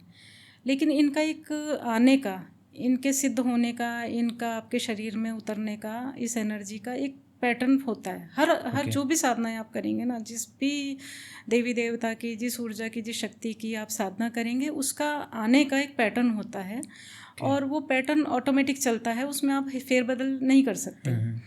तो ऐसे ही कर्ण पिशाचिनी का पैटर्न होता है आने का, कि वो आके आपकी गोद में बैठती हैं और कुछ आपसे फिजिकल होती हैं, और लेकिन वो इस तरह से फिजिकल होती हैं जैसे आप चाहते हो, जिस तरह से आप उनसे फिजिकल होना चाहते हो ना, वो एग्जैक्टली उसी तरह से फिजिकल होती हैं। चाहे आप महिला साधक हो, चाहे आप पुरुष साधक हो, उनका अपना एक सेट पैटर्न है कर्ण पिशाचिनी का, और उसी पैटर्न पे आएंगी, आपसे फिजिकल होंगी, और आपको इतना वो प्रोवोक करेंगी, इतना मतलब अंदर से आपको सेड्यूस करेंगी कि आप ना चाहते हुए भी आप उस चीज़ में पड़ने लग जाते हो। आप क्या करते हो फिर, आप अपनी साधना भूल के आप उसमें इतना इंटरेस्ट आपका डेवलप होने लगता है, आप उस चीज़ को इतना एंजॉय करने लगते हो कि आप ये भूल जाते हो कि आप इस शक्ति को सिद्ध कर रहे हो, इसको अपने शरीर में साध रहे हो, ना कि इसके साथ आप एंजॉय कर रहे हो। ओके, और वो प्लेजर जब आपको मिलने लग जाता है तो आप अपनी साधना भूल जाते हो, फिर वो साधना खंडित हो जाती है बहुत सारे केसेस में। और लेकिन अगर गुरु की कृपा रहती है, माता की, इष्ट की आपके ऊपर कृपा रहती है, तो कई लोगों को ये सिद्धि मिल भी जाती है। ओके, अब जैसे मैंने कहा कि जाकी रही भावना जैसी प्रभु मूरत देखी तिन तैसी, ऐसे ही इन शक्तियों का है कि आप इनको माता के रूप में लेते हो, इनको पत्नी के रूप में, गर्लफ्रेंड के रूप में, किस तरह से आप इन शक्तियों को आप गेन करते हो या इनको नर्चर करते हो। जिस तरह से आपने नर्चर करा वो उसी तरह से आपके अंदर आएंगी और उसी तरह के कार्य भी आपके अंदर करेंगी। वो तो ऊर्जा है, वो कोई बॉडी नहीं है जिसको आपने बॉडी समझ लिया। अब उस ऊर्जा को आप शरीर में जितना ज़्यादा बढ़ाओगे वो उतनी ज़्यादा बढ़ती चली जाएगी, और एक टाइम ऐसा आएगा कि वो आपके ऊपर हावी हो जाएगी। फिर आप क्या करोगे, आप उससे छुटकारा कैसे पाओगे फिर?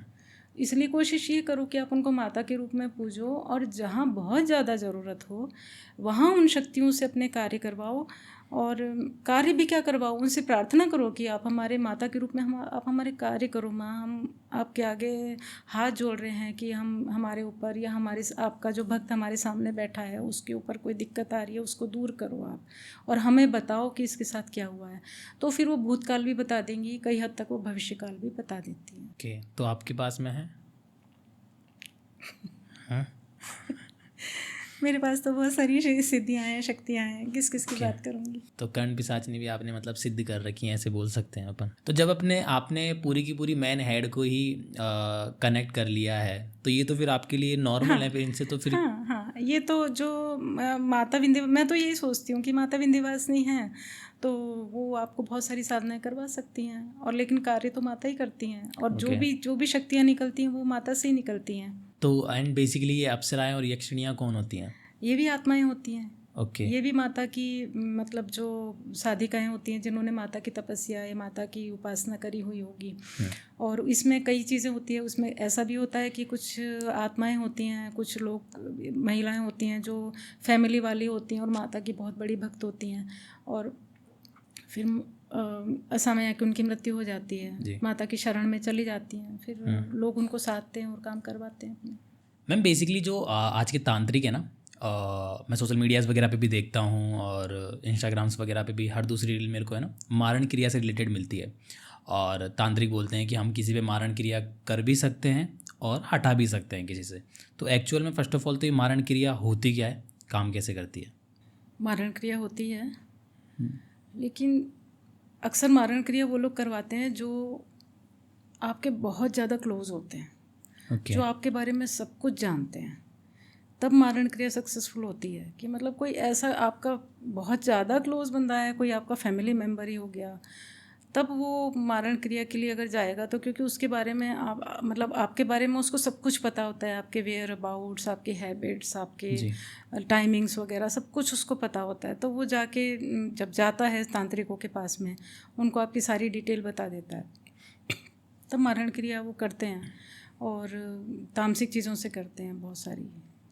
ओके। अपने उनके पास में वो विद्याएं इस तरह की लेते हैं, कई चीज़ों का, भूत प्रेतों का या इस तरह की चीज़ों का वो सहारा लेते हैं, उनसे कार्य करवाते हैं, उनको भेजते हैं कि आप वहाँ जाके उसको परेशान करो। ओके। कुछ अपना जो भी उनकी क्रियाएं होती हैं वो भी करते हैं, तो उसमें मारण क्रियाएं असर कर जाती है। कई बार तो बहुत पावरफुल भी होती हैं जो करती हैं। अगर हमें टाइम से पता चल जाता है तो हम उसको निकाल देते हैं। ओके। अच्छा, वैसे नाम में इसकी मारण क्रिया आ रखी, मतलब ऐसा है कि ये इंसान को मारेगी? हाँ, उसके आप मतलब वो ऐसा होता है कि जिस इंसान के अंदर जिस पे किया है ना प्रयोग, तो उसके अंदर वो कुछ ऐसी चीज़ें पैदा कर देती है कि उसको कोई ऐसी बीमारी लग जाती है जो वो ठीक ही नहीं हो सकती। कुछ ऐसा उसको, कुछ उसकी बॉडी पे ऐसा असर हो जाता है, ऐसी चीज़ हो जाती है कि आप कितने ही इन्वेस्टिगेशंस करवा लो, पता नहीं चलता कि उसको क्या हो रहा है, लेकिन वो धीरे धीरे वो इंसान ख़त्म होता चला जाता है। ओके। और कई बार ऐसी लाइलाज बीमारी लग जाती है कि वो ठीक ही नहीं हो सकती, और जब तक Okay. हम तक लोग आते हैं तब तक वो काफ़ी एडवांस स्टेज तक पहुंच चुके होते हैं। तो उसमें फिर हम भी बहुत ज़्यादा उसकी हेल्प नहीं कर सकते।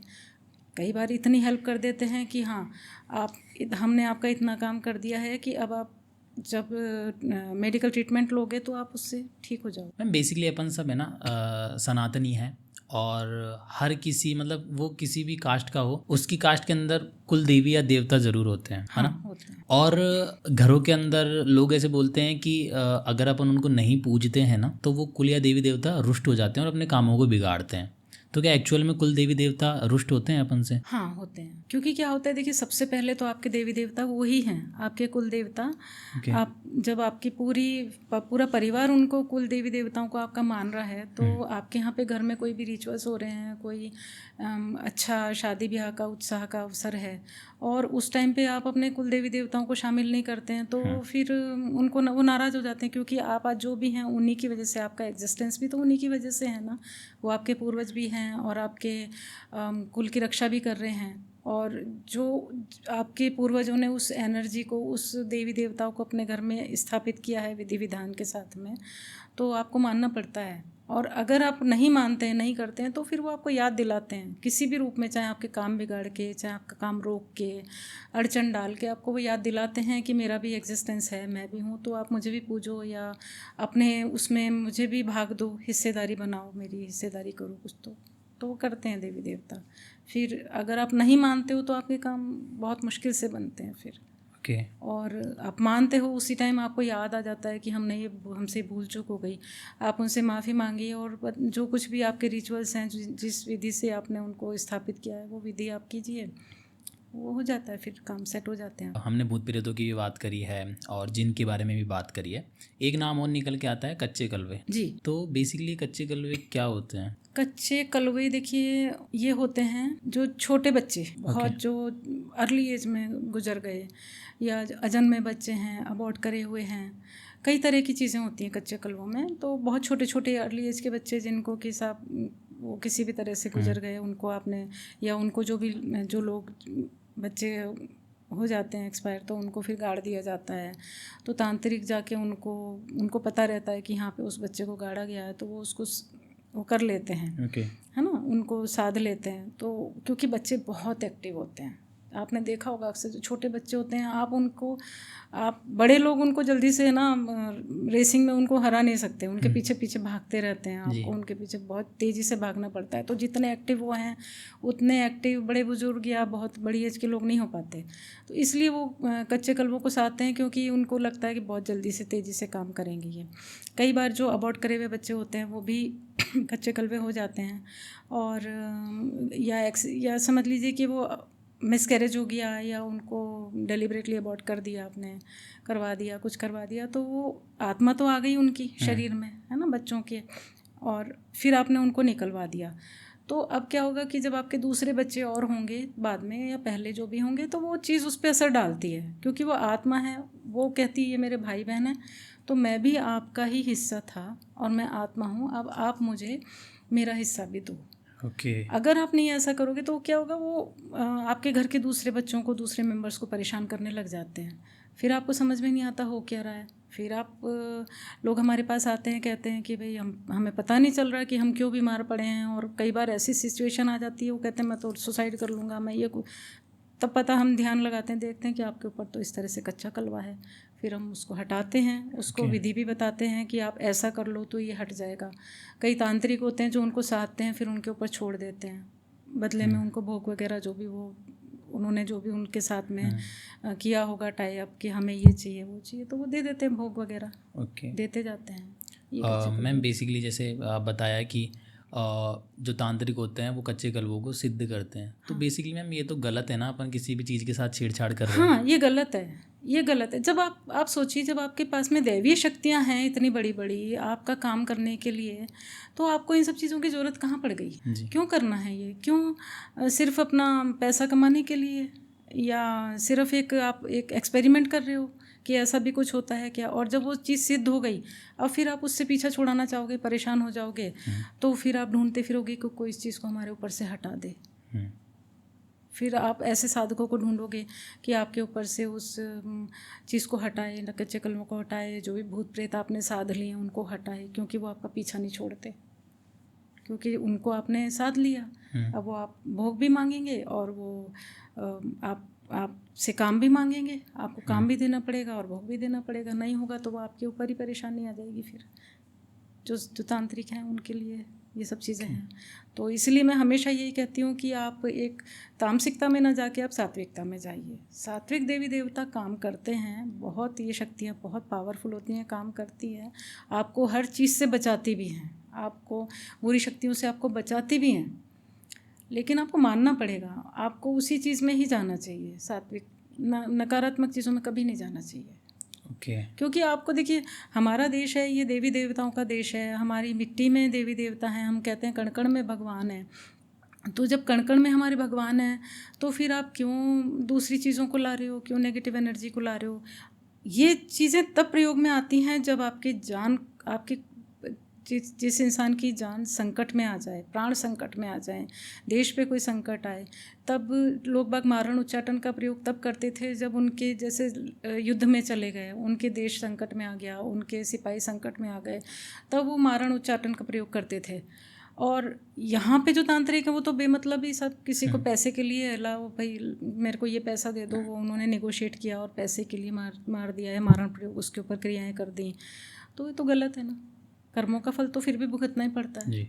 और फिर वो ऊपर से और कहते हैं कि नहीं साहब हमने अपनी मर्जी से थोड़ी किया, अगले ने करवाया तो हमने कर दिया। ऐसा नहीं होता है। और किया भी क्यों? अपने पैसे के लिए। आप दूसरे तरीके से पैसा कमाइए ना, कहाँ ज़रूरत आ रही है आपको किसी को मार के पैसा कमाने की, या किसी को हंसते खेलते परिवार को उजाड़ने की।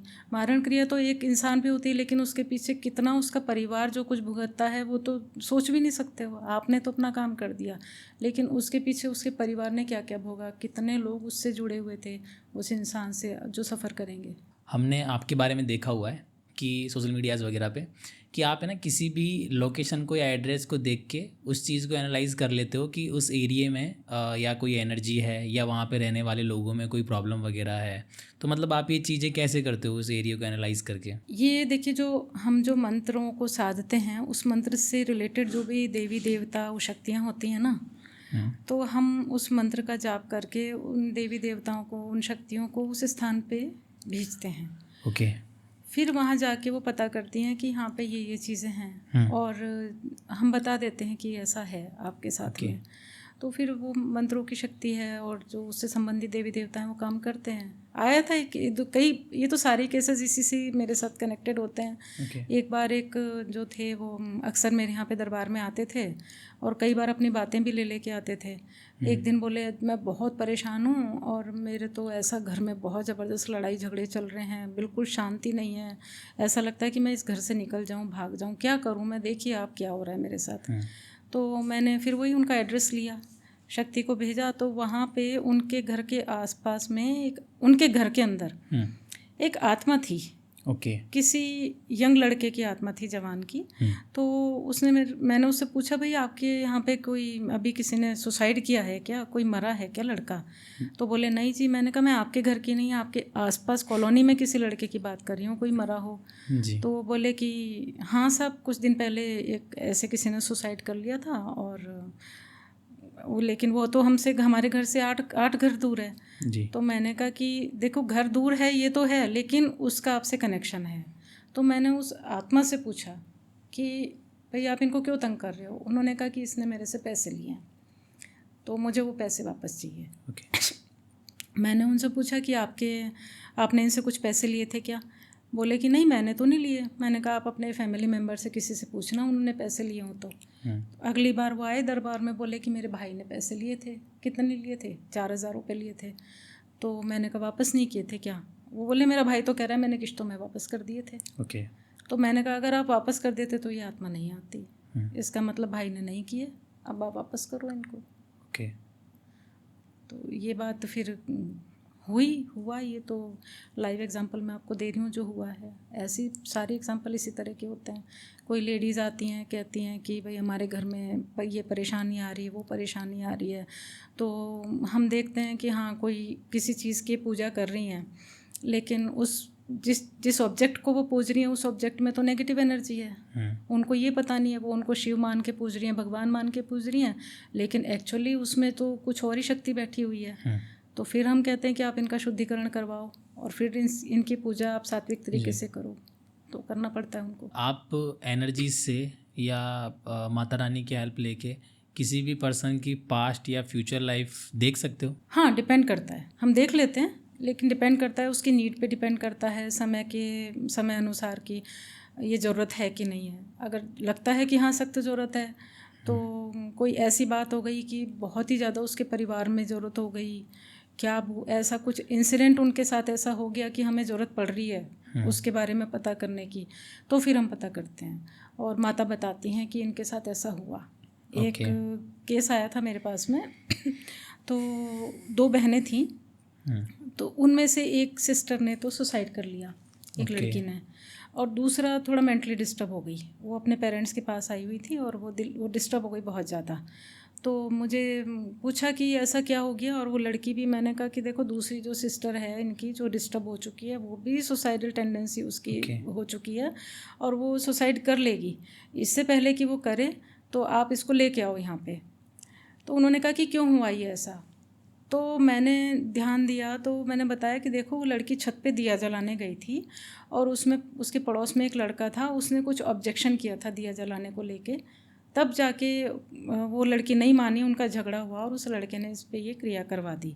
तो इसमें एक सिस्टर तो इसकी गई, अब ये जो है इस लड़की पे भी वो क्रिया है। तो जितनी जल्दी हो सके, चाहे तो आप यहाँ आ जाओ या कोई आप किसी को ऐसे साधक को जानते हो जो इन चीज़ों को दूर कर सके तो आप उसके पास तुरंत लेके जाओ। वो लेके गए थे। फिर बोले अभी तो वो बाहर की बात थी, मतलब हमारे दूसरे स्टेट की बात थी, तो इतनी जल्दी लाना पॉसिबल नहीं था। तो मैंने कहा कि आप सर्च करो कि आपको कोई ऐसे मिल जाए साधक जो कर सके, तो वो फिर उन्होंने किया। अपने बारे में कुछ पूछना चाहूँ कि मेरी लाइफ आगे क्या होगी, या मैं जो भी मतलब इन चीज़ों में इन्वॉल्व हूँ, चाहे इसमें मेहनत करता हूँ या कुछ भी करता हूँ, तो मेरी लाइफ क्या होगी, तो मेरे बारे में आप कुछ बता सकते हो?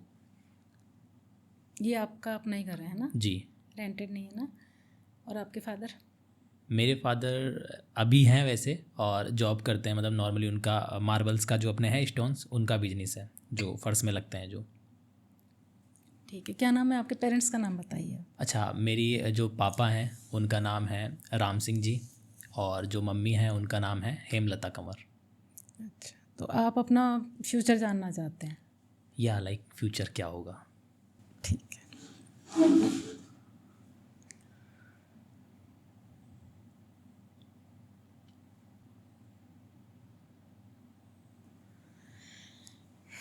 फ्यूचर तो आपका बिल्कुल सही है, जो मैंने देखा है। मैरिज भी होगी, बच्चे भी होंगे, पॉडकास्ट के लिए आप आगे बढ़ेंगे बहुत।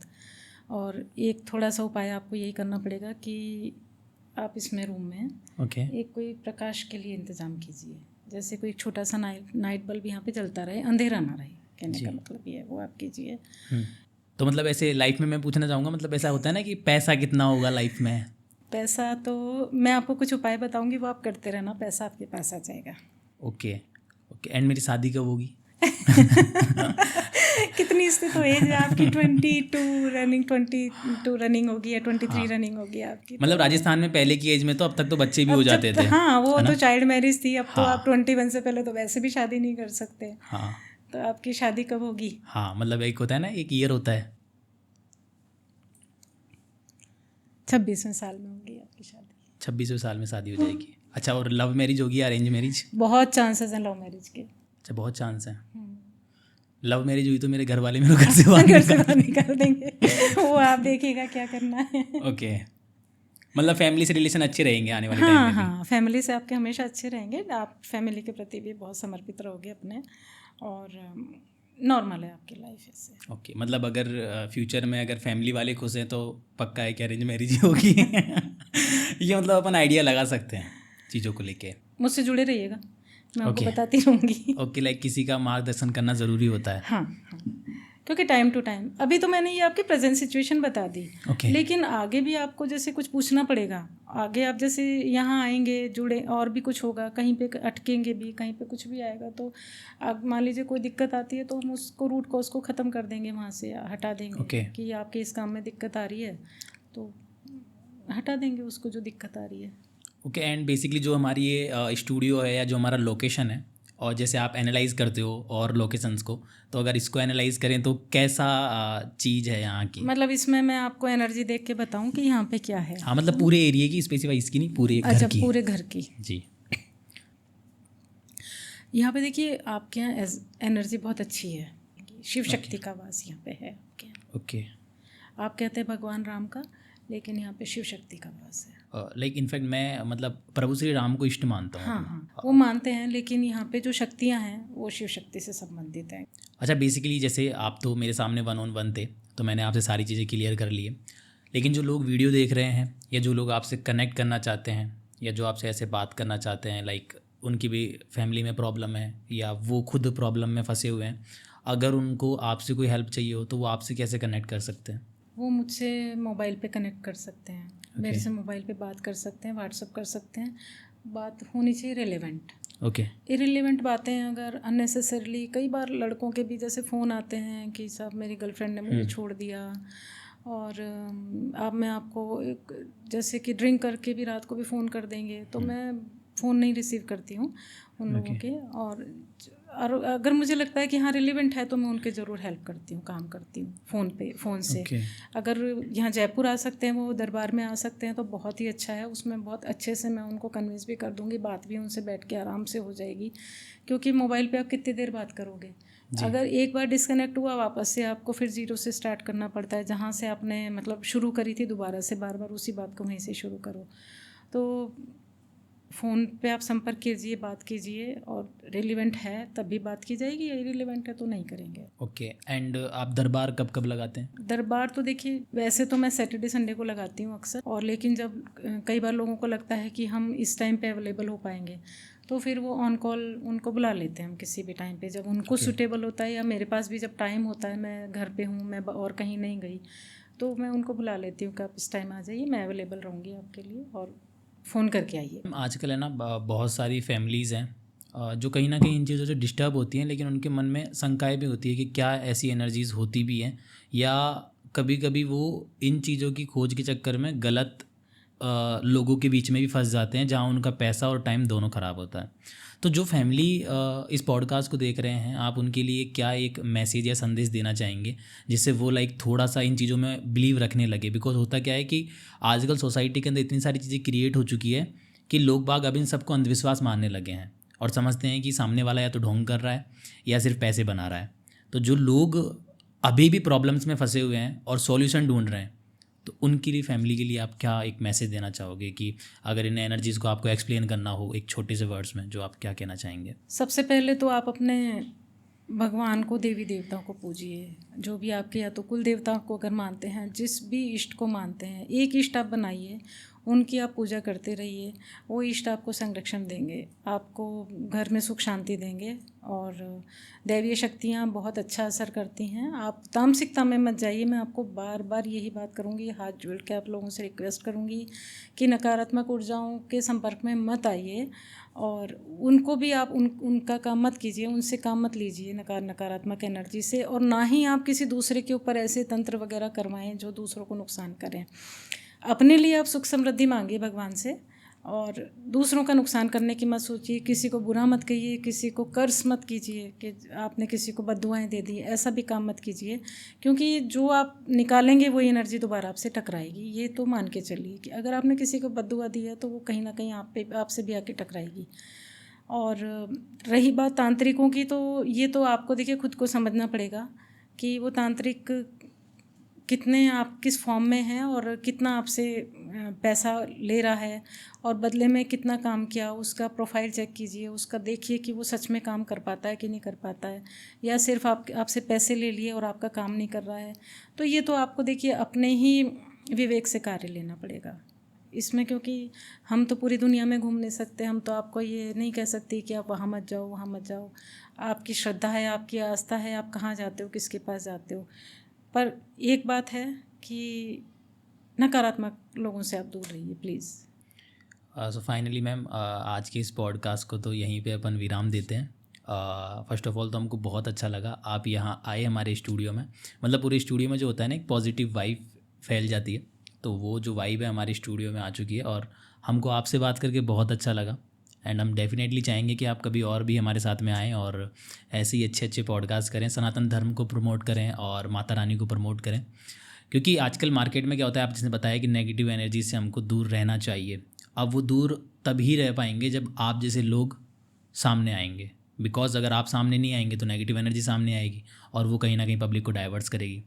तो कहीं ना कहीं आप लोगों की भी अब जिम्मेदारी है कि आप लोगों के सामने आएँ और उन चीज़ों का बखान करें, क्योंकि जब तक आप नहीं करेंगे तो आपकी जगह कोई और ले लेगा और वो पॉजिटिव एनर्जी बनने का नाटक करेगा और सामने वाले इंसानों को मैनिपुलेट करेगा। तो थैंक यू सो मच हमारे पॉडकास्ट को अपना इतना वैल्यूएबल टाइम देने के लिए, और आप भी स्वस्थ रहें, हम तो यही कामना करते हैं, और लोगों की मदद करते रहें, देश की मदद करते रहें, और जो भी पॉलिटिशियन, जो भी लोग हैं, बिकॉज आप देश के मुद्दों पे बहुत ज़्यादा बातें करते हैं, हमने देखा है आपके इंटरव्यूज़ वगैरह, और या जो भी सोशल मीडियाज़ पे आपकी वीडियो होती है, आप पहले ही चीज़ों को बता देते हैं कि ये चीज़ें होने वाली है। तो अगर कोई भी लोग हैं, जो चाहे वो फैमिली से रिलेटेड हो या देश से रिलेटेड हो, किसी को भी थोड़ी सी समस्या है, तो मैं मैम की जो भी कॉन्टैक्ट डिटेल्स हैं, जो भी सोशल मीडिया प्रोफाइल है, वो इस वीडियो के डिस्क्रिप्शन में मैं आपको शेयर कर दूंगा। आप मैम से जाके वहाँ पर सीधा कनेक्ट कर सकते हैं। बट हाँ, आपका जो भी मकसद है वो वैल्यूएबल होना चाहिए। ऐसा नहीं है कि आप सिर्फ टाइम पास के लिए या बस अपनी गर्लफ्रेंड्स वगैरह के चक्करों में या वसीकरण के चक्करों में बात करें। अगर आपका कुछ भी चीज़ें हैं जिससे आपका घर बच सकता है या आप लाइफ में कुछ कर सकते हो, अगर आपकी ये प्रॉब्लम्स हैं तो आप मैम से कनेक्ट कर सकते हो। बाकी इस पॉडकास्ट को यहाँ तक देखने के लिए आपका बहुत बहुत धन्यवाद। अगर आपको वीडियो थोड़ी सी भी पसंद आई हो तो वीडियो को लाइक करें, कमेंट करें, शेयर करें, और लास्ट में मैं कहना चाहूँगा जय माता की। जय माता की। थैंक यू अमन जी, और आपसे बात करके मुझे बहुत अच्छा लगा, और मैं भी यही चाहूँगी कि आप हमेशा स्वस्थ रहें, आप बहुत तरक्की करें, बहुत पैसा कमाएं, और आपका वंश बढ़े, परिवार में सुख समृद्धि आपके रहे, आपके माता पिता सदा स्वस्थ रहें, और आप उनके कार्य में हाथ बटाएं और अपना भी कार्य आगे बढ़ाएं। जी ma'am, thank you so much, और जय माता की। जय माता की। जय माँ विंध्यवासिनी।